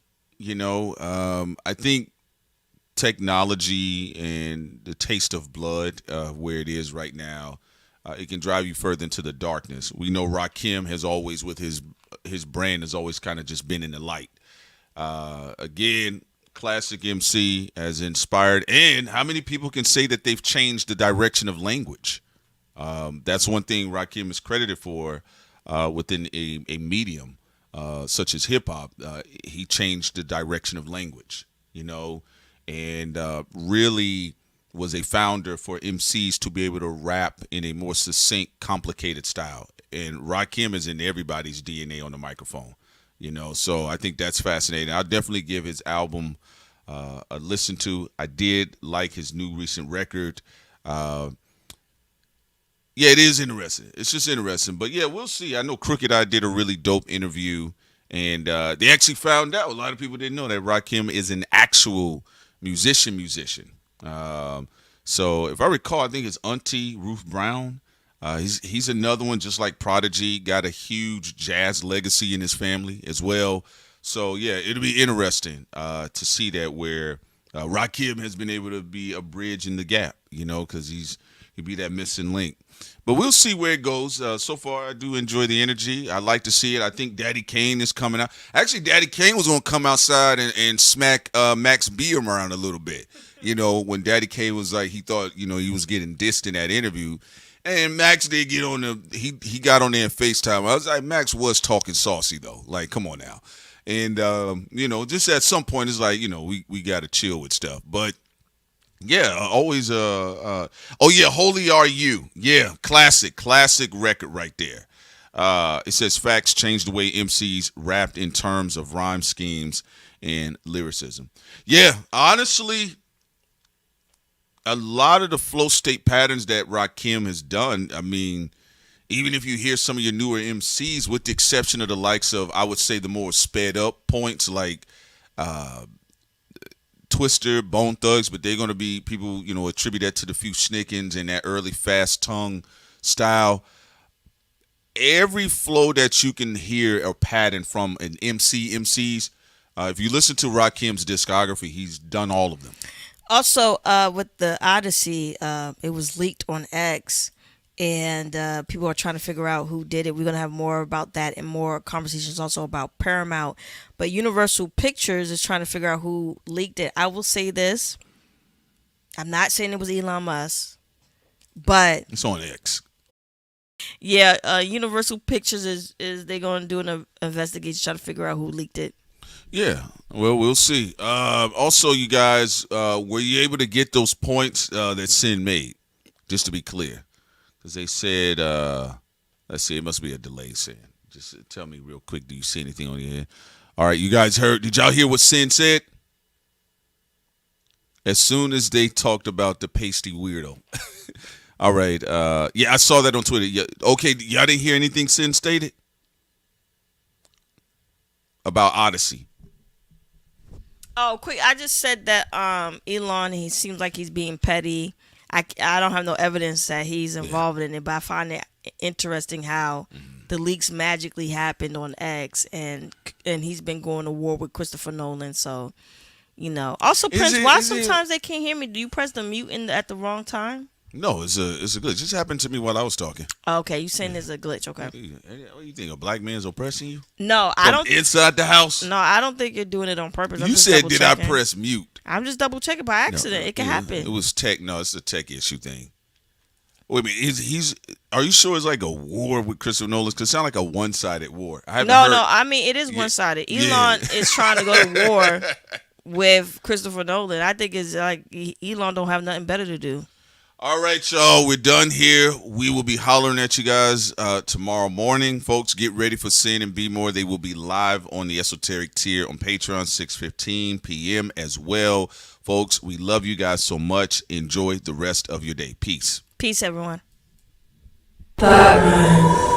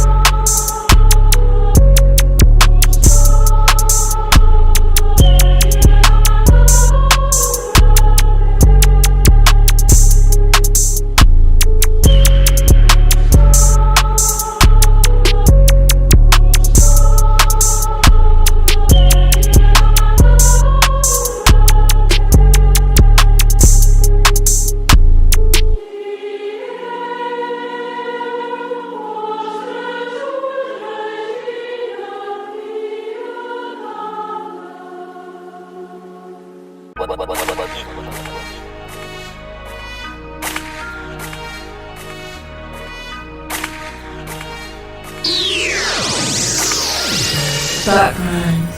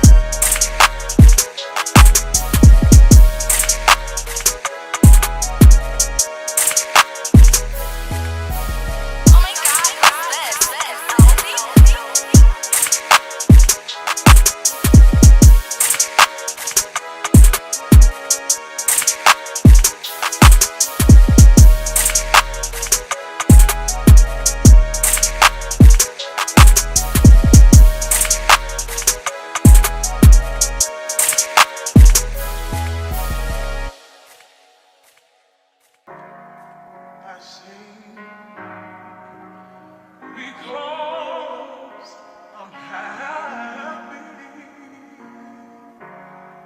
Thought Crimes. Because I'm free. His eye is on the sparrow. Oh my God, what is this?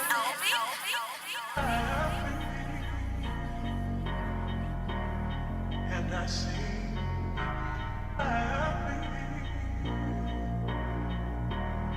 And I sing happy. And I sing happy. And I sing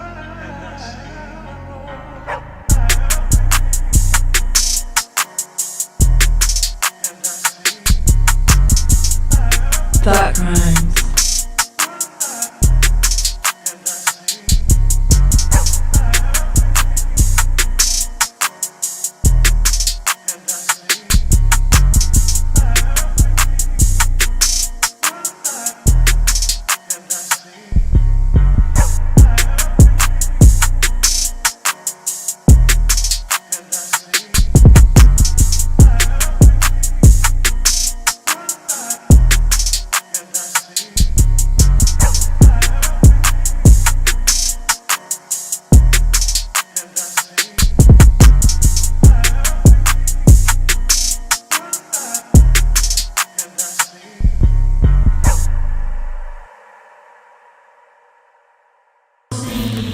We are all the same.